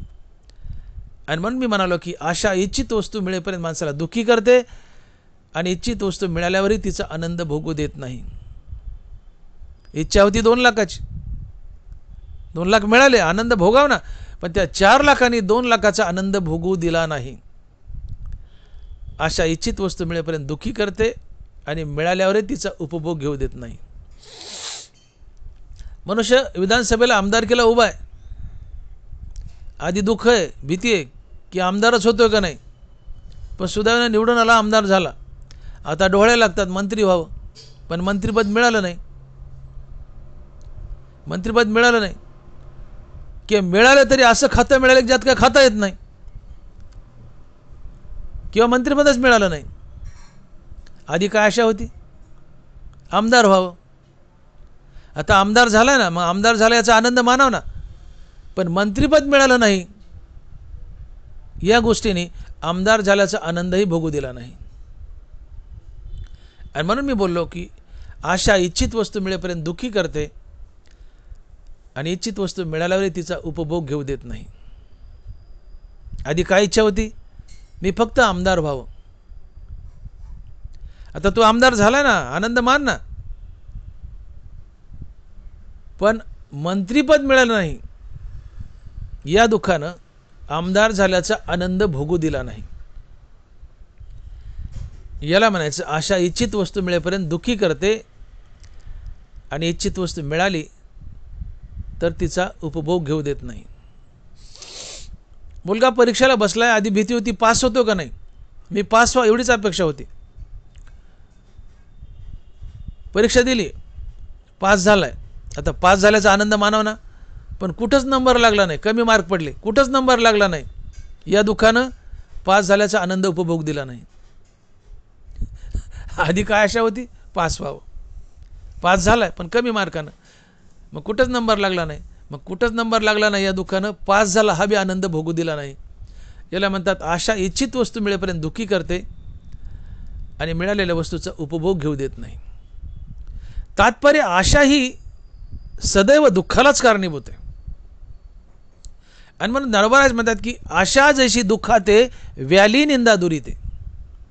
निंदा जशी पापाला जन्म देते तशी आशा दुःखाला जन्म देते. आशेपाशी नाही सुख, आशेपाशी परम दुःख. आशेजवळ सुख नसतंच, आशेपाशी सदैव दुःखच आहे. आणि म्हणून माणसाला जीवनात आशा नसावी. आणि मग तुकोबाने सांगितलं की ठेविले अनंते तैसेची राहावे. नाथ महाराज म्हणतात की जैसी स्थिती आहे तैशा परी राहे, कौतुक तू पाहे संचिताचे. नसीब जसं जगवल त्यात आनंद माना. कारण नशीब बलवान आहे, नशिबात आहे तेवढंच मिळतंय, अधिक मिळत नाही. मिळालं तर टिकत नाही, मिळवलं तर टिकत नाही. आणि म्हणून जीवन जगण्याची जी युक्ती आहे की 6वीनी 5व्या दिवशी तुमच्या कपाळावर लिहिलं की तुम्हाला एवढंच मिळेल, अधिक मिळणार नाही. का ललाटीचे लिहिले न मोडेगा काही केले, काळे गोरेपण धुतले फिटवण्याने. 6वी 5व्या दिवशी लिहून जाते कपाळावर. शब्द ज्ञानावर आहे की ललाटीचे लिहिले न मोडेगा काही केले.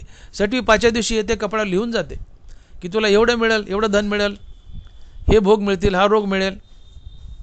आणि जेवढं 6वी लिहिलं, जेवढं नशिबात आहे तेवढंच मिळतं. भाग्यात येते विलास, तेवढंच मिळतं.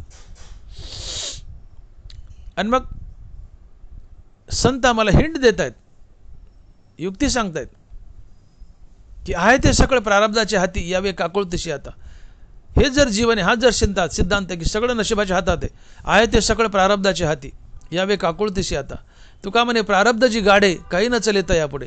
नशिबापुढे कोणाचं काही चालत नाही, नशिबात आहे तेवढंच मिळतंय. आणि मग ठेविले अनंते तैसेशी राहावे. जसं देव ठेवील तसं जगा ना. जशी स्थिती आहे तशा परी राहे, कौतुक तू पाहे संचिताचे. नशिबाचं कौतुक बघ. ते जसं जगवेल तसं जग. तू फालतूची आशा कशाला करतो? पण फालतूची आशा केली रे केली. आशा का? तर मला यापेक्षा जास्त मिळावं, नशिबाने दिले त्यात समाधान नाही, अजून मिळावं ही आशा आहे ना. आशा केली की ती तुला दुःखच देणार. आशा दुःखच देणार. आणि म्हणून आशा वाईट आहे. आशा जशी दुःखाते व्याली निंदा दुरिते. निंदा पापाला, आशा दुःखाला जन्म देते. आशा म्हणलं की दुःख आलंच. कारण मनात आशा उठली की आशा मनाला हृदयस्थरामापासून तोडते. मन हृदयस्थरामापासून तुटलं की बहिर्मुख धावतं. आणि मन आणि हृदयस्थराम यांची ताटातूट झाली, मन आणि हृदयस्थराम यांची ताटातूट झाली की मन बेचैन अस्थिर. आणि मनाची बेचैनी अस्थिरता हे दुःख आहे.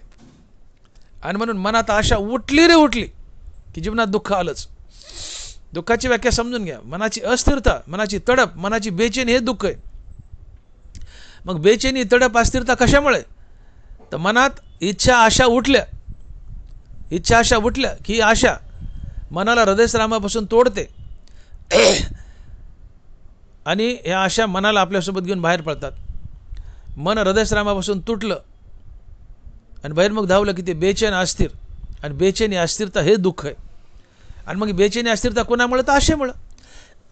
आणि बेचैनी अस्थिरता हे दुःख आहे. म्हणून आशा ही सदैव दुःखच देते, दुःखच देते. म्हणून मनात आशा उठवू देऊ नका. आशा मारा, इच्छा मारा, सुखी व्हाल. इच्छेसोबत सुख नसतं, इच्छेच्या अभावात निरंतर सुख असतं. आशेसोबत सुख नसतं, आशेच्या अभावात निरंतर सुख असतं. आशा मारा, इच्छा मारा, सुखी व्हाल. आशा इच्छा जीवनात निर्माण कराल तर सदैव दुःखीच राहाल. आणि म्हणून आशेपाशी नाही सुख, आशेपाशी परम दुःख. आणि मग संसारिक वस्तूची आशा करू नका, जीवनात दुःखच येईल. आशा नसावीच, कसलीच आशा नसावी. पण असलीच तर ती हरिनामाची असावी, भगवंताचा दास होण्याची असावी. तुकोबाराच्या जीवनात बी आशा आहे, आशा नसावीच. पण तुकोबाराच्या जीवनात बी आशा आहे, आशा नसावी. पण तरी तुकोबाराच्या जीवनात आशा आहे. पण कशाची आहे? जन्मजन्मी तुझा दास, हेची व्हावी माझी आस, जन्मजन्मी तुझा दास. आशा संसारिक वस्तूची नसावी. भगवत प्राप्तीची, भगवत नामाची, भगवत दास होण्याची आशा असेल तर ती उत्तमच आहे. आणि ही उत्तम आशा तुकोबाराच्या जीवनात आहे. ती कुठली? तर हेची व्हावी माझी आस, जन्मजन्मी तुझा दास. आणि मग तुकोबाराय पांडुरंगाकडं आग्रहानं मागणं मागतायत, दान मागतायत की देवा माझी एक इच्छा आहे ती पूर्ण कर, माझी आशा आहे ती पूर्ण कर. काय? तर मला प्रत्येक जन्मात तुझा दास कर. तुकोबाराने हक्कानं मागून घेतलंय की देवाचे अवतार तुका त्याचे बरोबर. देवाच्या प्रत्येक अवतारात तुकाराम महाराज संत म्हणून आलेत. आणि देवा मी तुझ्या प्रत्येक अवतारात संत बनून येईल, पण नुसता संत नाही तर त्या प्रत्येक अवतारात मला तुझा दास बनव. हे हक्कानं मागून घेतले तुकोबाराने देवाकडं. आणि म्हणून तुकोबाराय अभंगाच्या पहिल्या चरणात म्हणतात की हेची व्हावी माझी आस, जन्मजन्मी तुझा दास. इथं तुकोबारायांनी देवाचं दास्यत्व पत्कारलंय. पण इथं खरं दास कोण कोणाचं आहे? तुकोबाराय म्हणतात देवा मला तुझा दास कर. पण इथं नेमकं कोण कोणाचा दास आहे? तर इथं तुकोबाराय देवाचा दास नाही, उलट देव तुकोबारायचा दास आहे. आणि म्हणून नाथ महाराज म्हणतात की एका जनार्दनी भक्त, एका जनार्दनी भक्त देव त्यांचा अंकित दास होय. हे आम्ही देवाकडे दास्यत्व मागितलंय. तुकोबाराय देवाचं दास्यत्व मागतात, पण ते काही काळा करतात. काही काळानंतर देवच तुकोबारायचा दास होतो, देवच तुकोबारायचा दास होतो. आणि देव आपला दास होणं ही भाग्याची परमसीमा आहे. यापेक्षा काय मोठं भाग्य लाभेल? देवानी यावं आमची चाकरी करावी, देवानी यावं आमचं दास्यत्व करावं, यापेक्षा मोठं भाग्य काय शकते? आणि मग तुकोबारायचं मागणं हे उत्तम पराकोटीतील आहे, उदात्त मागणं आहे. तुकोबाराने देवाकडे मागणं मागितलंय काय? तर मला तुझा दास कर.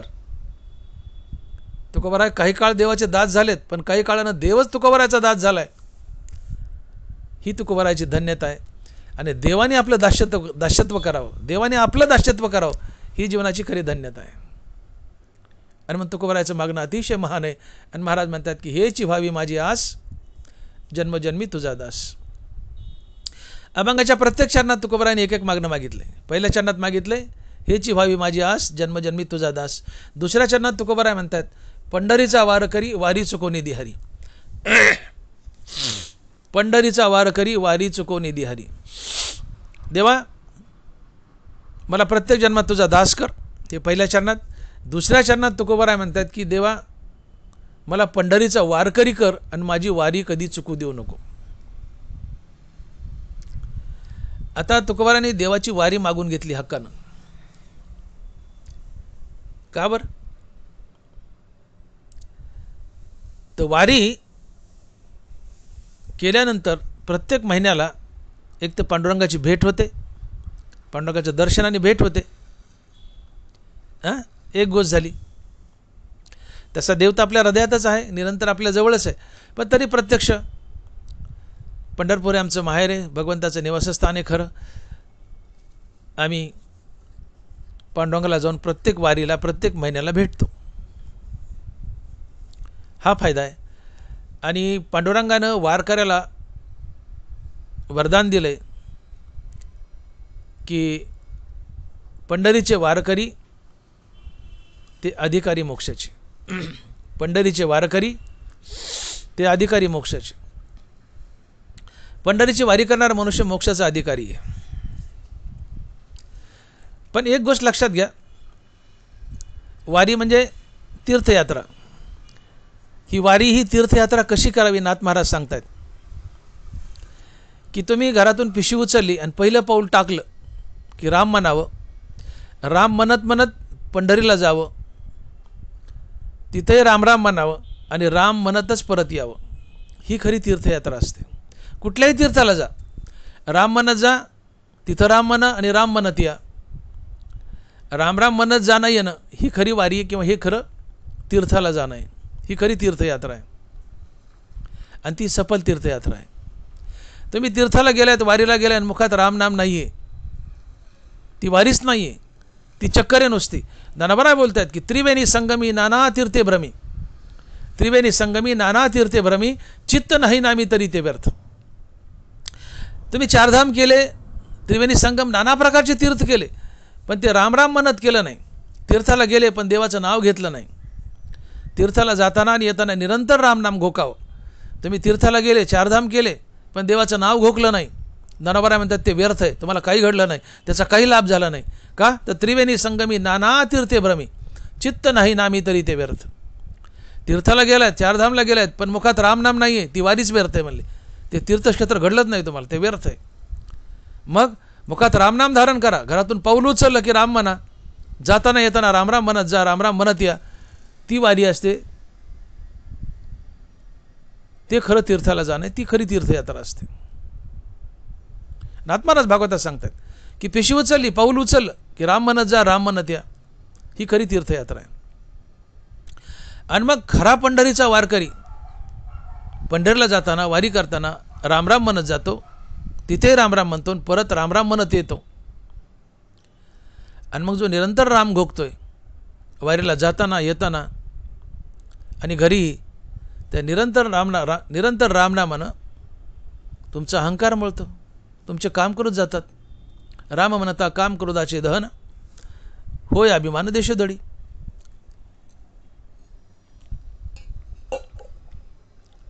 तुम्ही वारीला रामराम म्हणत गेलेत, रामराम म्हणत आलेत, पंढरपुरात रामराम म्हणतायत, घरी आल्यावर रामराम चालूच आहे, निरंतर राम चालू आहे. रामनामानं अहंकार जातो, काम क्रोधही जातात. राम म्हणता काम क्रोधाचे दहन, होय अभिमान देश दडी. मग तुमचे काम क्रोध लोभ मद मत्सर विकार गेले, तुमचा अहंकार गेला, मग तुम्ही मोक्षाचे अधिकारी झालेच की हो. पंढरीचे वारकरी ते अधिकारी मोक्षाचे. अशा प्रकारे जो वारी करतो पंढरीची, तो मोक्षाचा अधिकारी. तुम्ही पंढरीला गेले पण रामनाम घेतलंच नाही, पंढरीला गेले पण रामनामच घेतलं नाही, नुसती जाऊन दर्शन घेऊन आले, ज्ञानोबा म्हणतात ती वारीच नाही. त्रिवेणी संगमी नाना तीर्थे भ्रमी, चित्त नाही नामी तरी ते व्यर्थ. तुम्ही वारीला गेले, तीर्थाला गेले, पण रामनाम घेतलं नाही जाता येता, तर ती वारी व्यर्थ, ती तीर्थयात्रा व्यर्थ. मग तुम्ही मोक्षाचे अधिकारी आहेत का? नाही. मग पंढरीचे वारकरी ते अधिकारी मोक्षाचे. हो, ते मोक्षाचे अधिकारी आहेत, वरदान दिले पांडुरंगानं. पण वारी कशी करायची हे पांडुरंगानं सांगितलं की माझ्या वारीला येताना रामराम म्हणत या, पंढरीत रामराम म्हणा आणि रामराम म्हणत घरी जा. मग जो निरंतर राम म्हणतो त्याचा अहंकाराने काम करत जातात ना, आणि त्याचा अहंकार काम करत गेलाय तो मोक्षाचा अधिकारीच आहे. आणि म्हणजे जो पंढरीची वारी रामराम म्हणत करतो त्याचे अहंकार आणि काम करत जातात आणि तो मोक्षाचा अधिकारी बनतो. म्हणून असेच वारकरी की जे राम म्हणत वारी करतात तेच मोक्षाचे अधिकारी आहेत. आणि मग पंढरीचे वारकरी ते अधिकारी मोक्षाचे. जे राम म्हणत वारी करत नाहीत ते अधिकारी नाही आहेत. राम म्हणत वारी करतात जाताना येताना अहंकार आणि काम करत गेल्यामुळे ते मोक्षाचे अधिकारी आहेत. आणि मग पंढरीचा वारकरी वारी चुको नेदी हरी, पण वारी कशी करायची राम राम म्हणत. आम्ही चारधाम यात्रा करतो किंवा कुठे देवाला जातो, तीर्थाला जातो, पिक्चरचे गाणे ऐकत जातो, वाचाळ गप्पा मारत जातो, ह्या ख्या ख्या दाताड काढीत जातो, एकदा देवाचं नाव तोंडात येत नाही. आणि ज्ञानोबा म्हणतात त्रिवेणी संगमी नाना तीर्थे भ्रमी, चित्त नाही नामी तरी ते व्यर्थ. तीर्थाला झालेत पण देवाचं नाव नाही तोंडात, ती व्यर्थ आहे म्हणले, ती वारीच नाही आहे, तीर्थ घडलंच नाही तुम्हाला. मग तुम्ही पंढरीला वारीला गेले आणि देवाचं नाव घेत गेले नाही, तुम्हाला तरी वारी कशी घडेल. मग तुम्ही मोक्षाचे अधिकारी आहात का. असंख्य लोक वारी करतात पण नियमानं वारी करतात का. नाथ महाराज सांगतात तुम्ही वारीला चालले, पाय उचलला पहिला, पिशवी घेतली, पहिला पाऊल टाकला की राम म्हणा, जाताना राम येताना राम, ती सफल वारी. मग जाताना राम येताना राम, तिथं पंढरपुरात बी राम आणि एरवी बी राम. मग रामनामाने राम म्हणता काम क्रोधाचे धन होय अभिमान देशोधडी. रामनामानं तुमचा अभिमान काम क्रोध जळाले, म्हणजे ज्याचे काम क्रोधन अभिमान गेले तो मोक्षाचा अधिकारी झालाच ना. आणि म्हणून आयुष्यभर वारी केली पण राम म्हणत केली तो वारकरी मोक्षाचा अधिकारी असतो, दुसरा नाही. आणि मग पंढरीचे वारकरी ते अधिकारी मोक्षाचे. आणि मग तुकोबारा म्हणतात की देवा मला तुझी वारी दे, मरेपर्यंत वारी दे आणि ती चुकू देऊ नको. पंढरीचा वारकरी वारी चुको निधी हरी. का तर वारीला आल्यामुळे तुझी भेट होते, तुझं दर्शन घडतं आणि मी मोक्षाचा अधिकारी होतो. का तर मी रामराम म्हणत वारी करतो, रामनामामुळे माझी पापं कटतात, काम करू जातात, अहंकार जातो, आणि ज्याचे काम करू अहंकार गेला तो मोक्षाचा अधिकारी, आणि म्हणून मला मुक्ती मिळेल. आणि म्हणून पंढरीचे वारकरी ते अधिकारी मोक्षाचे. आणि म्हणून हौसानं तुकोबारांनी वारी मागून घेतली देवाकडून दुसऱ्या चरणात की पंढरीचा वारकरी वारी चुको निधी हरी. शिवाय जशी लेक वर्षात पंचमी आणि दिवाळीला मायबापाला भेटायला येतेच, तसं आषाढी कार्तिक किंवा इतर वारीलाही तुम्ही आवर्जून पांडुरंगाला भेटायला जाता. पांडुरंग आमची आई आहे, लेकीला जशी माहेरची ओढ आहे तसं आम्हाला पंढरपूर हे माहेर आहे, माझे माहेर आहे पंढरी. तिथं विठू माऊली आहे, रुक्मिणी माता आहे, यांच्या भेटीसाठी वारकरी जातो. जशी लेक माहेरी जाते आईवडिलाला भेटायला, तसं वारकरी विठू माऊली आणि रुक्मिणी माऊलीला भेटायला जातो, दर्शन घेतो, भेट होते. हे एक वारीचं कारण. म्हणून हौसेने वारी मागून घेतली आणि वारी रामराम म्हणत केलं तर अहंकार कामक्रोध कटतात, आणि ज्यांचे अहंकाराने कामक्रोध कटले ते मोक्षाचे अधिकारी असतात, मुक्ती मिळते वारीमुळं. म्हणून पंढरीचे वारकरी अधिकारी मोक्षाचे. आणि जे रामराम म्हणत वारी करत नाहीत पंढरीची, त्यांचा अहंकार बलवान असतो, कामक्रोध जिवंत असतात, ते मोक्षाचे अधिकारी नाहीत. रामराम म्हणत वारी करतात त्यांचेच कामक्रोध कटतात, अहंकार जातो, ज्याचा अहंकार गेलाय, कामक्रोध गेलाय, असे वारकरी मोक्षाचे अधिकारी असतात. आणि म्हणून पंढरीचे वारकरी ते अधिकारी मोक्षाचे. तिसऱ्या चरणात तुकोबाराय म्हणतात की संत संग सर्व काळ अखंड प्रेमाचा कल्लोळ. संत संग सर्व काळ अखंड प्रेमाचा कल्लोळ. देवा मला सदैव संत संगतीत ठेव. का तर संत संगतीत गेल्यावर हरिनाम घडतं, हरिनामामुळे सुख शांती लाभते आणि प्रेम मिळतं संताचं. तुम्ही आम्ही खेळीमेळी गदारोळी आनंदे. म्हणून संत संग मागितलाय, सज्जनाच्या संगतीत राहा. कारण डवळ्याशी जरी पवळ्या बांधला वान नाही पण गुण लागला, सज्जनाच्या संगतीत गेलं तर आपणही सज्जन बनतो. सेन जमिनीवर पडलं तर माती घेऊन उठतं, तसं तुम्ही वारकऱ्यात पडले तर हरिनाम घेऊन उठाल. संत संगतीत गेलात तर संताचा रंग लागेल, ते नामस्मरण करतात निरंतर, तुम्ही निरंतर नामस्मरण कराल. आणि निरंतर नामस्मरणामुळे मनाची अंतर्मुक्ता, निरंतर सुख, भगवंताची प्राप्ती. शिवाय संताच्या सानिध्यात गेल्यावर ते आपल्यासारखं कळतात, ते आपल्यासारखं करतात, आपणासारखे करीती तात्काळ नाही काळ वेळ तया लागी. संत संगतीत गेलोत, आपण संत आहेत, संत संत भेटले, प्रेम आहे, आनंद आहे. पण समजा आपण अजून संत बनलो नाही तर संत संगतीत गेलो तर संत आपल्याला संत बनवतात, तिथं सुख मिळतं, आनंद मिळतो, प्रेम मिळतो. म्हणूनही तुकोबाराय विनंती करतात की देवा संत संग सर्व काळ अखंड प्रेमाचा कल्लोळ, मला संत संगती दे. आणि चौथ्या चरणात म्हणतात की चंद्रभागे स्नान तुका मागे हेची दान. चंद्रभागे स्नान तुका मागे हेची दान. चंद्रभागे स्नान तुका मागे हेची दान.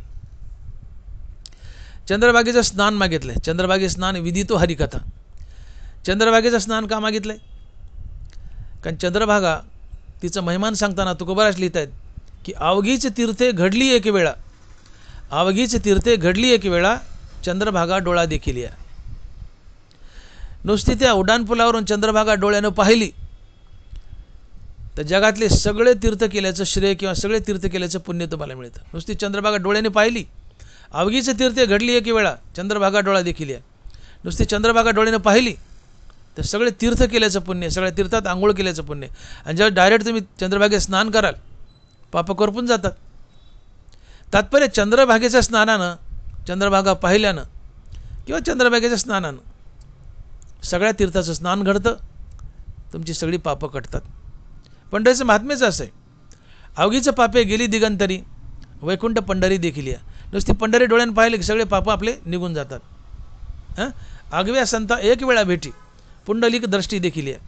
नुसतं पुंडलिक डोळ्यानं पाहिला तर जगातले सगळे संत भेटल्याचं पुण्य मिळतं. तुका म्हणे जन्म आल्याचे सार्थक विठ्ठलचे की देखील या. पांडुरंग पाहिला की जन्म आल्याचं सार्थक आहे.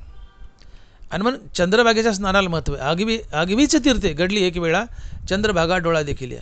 नुसती चंद्रभागा डोळ्यानं पाहिली, चंद्रभागेचं स्नान केलं तर जगातल्या सगळ्या तीर्थाचं स्नान घडलं, तुमची पापं जोडून गेली, तुम्हाला अग्नीत पुण्य मिळालं. आणि मग चौथ्या चरणात चंद्रभागेचं स्नान मागितलं. चंद्रभागे स्नान विदितो हरिकथा. आणि म्हणून पंढरपूरला गेल्यावर चंद्रभागेचं स्नान करा, पापं कटतील. आणि म्हणून चौथ्या चरणात तुकोबाराय म्हणतात की चंद्रभागे स्नान तुका मागे हेची दान. विठोबाय रखुमाई, जय जय विठोबाय रखुमाई, विठोबाय रखुमाई, जय जय विठोबाय रखुमाई, जय जय विठोबाय रखुमाई. 2 वाक्यात सारांश. हेची व्हावी माझी आस, जन्मजन्मी तुझा दास, पंढरीचा वारकरी, वारी चुकोनी दिहारी, संत संग सर्व काळ अखंड प्रेमाचा कल्लोळ, चंद्रभागे स्नान तुका मागे हेची दान. अभंगाच्या 4 चरणात तुकोबारांनी एक दान मागून घेतले. पहिल्या चरणात दान मागितले की देवा मला जन्मजन्मी तुझा दास कर. इथं तुकोबाराय देवाचं दास्यत्व मागतात, पण खऱ्या अर्थानं देवच तुकोबारायचा दास झाला आहे. आणि देव आपला दास होणं, देवच तुकोबारायचा दास झाला आहे आणि देव आपला दास होणं ही आपल्या भाग्याची परमसीमा असते. यापेक्षा दुसरं भाग्य असू शकत नाही. माणसाचं सगळ्यात मोठं भाग्य काय तर देवाने आपलं दास्यत्व करावं, ही भाग्याची परमसीमा आहे. आणि ती तुकोबारांनी साधली. आणि मग तुकोबारांनी फार मोठं उदात्त दान मागितले, देवाला दावणीला बांधले, देवाला आपलं दास बनवलं. म्हणून मागणं असं असावं काय तर हेची व्हावी माझी आस, जन्मजन्मी तुझा दास. इथं तुकोबाराय काही काळ देवाचे दास आहेत, पण देव तुकोबारायचा कायमचा दास झाला आहे. दुसऱ्या चरणात पंढरीची वारी मागितली. मी बोललो का वारी मागितली. तिसऱ्या चरणात संताचा संघ मागितला आहे. आणि 5व्या चरणात चंद्रभागेचं स्नान मागितलं आहे. तर आपणही आस नसावी, संसारिक वस्तूची आस नसावी, आस नसावी, आशाच नसावी. कारण आशा ही संसारात बांधते. आशा इच्छा या वासना आहेत, बळावलेल्या आशा बळावलेल्या इच्छा ह्या वासना आहेत. आणि वासना आशा संसारात बांधते, जन्मांच्या फेऱ्यात बांधते. म्हणून आशा नसावीच, कसलीच आशा नसावी. कारण आशा संसारात बांधते, जन्मविण्याच्या फेऱ्यात बांधते. आशा नसावीच.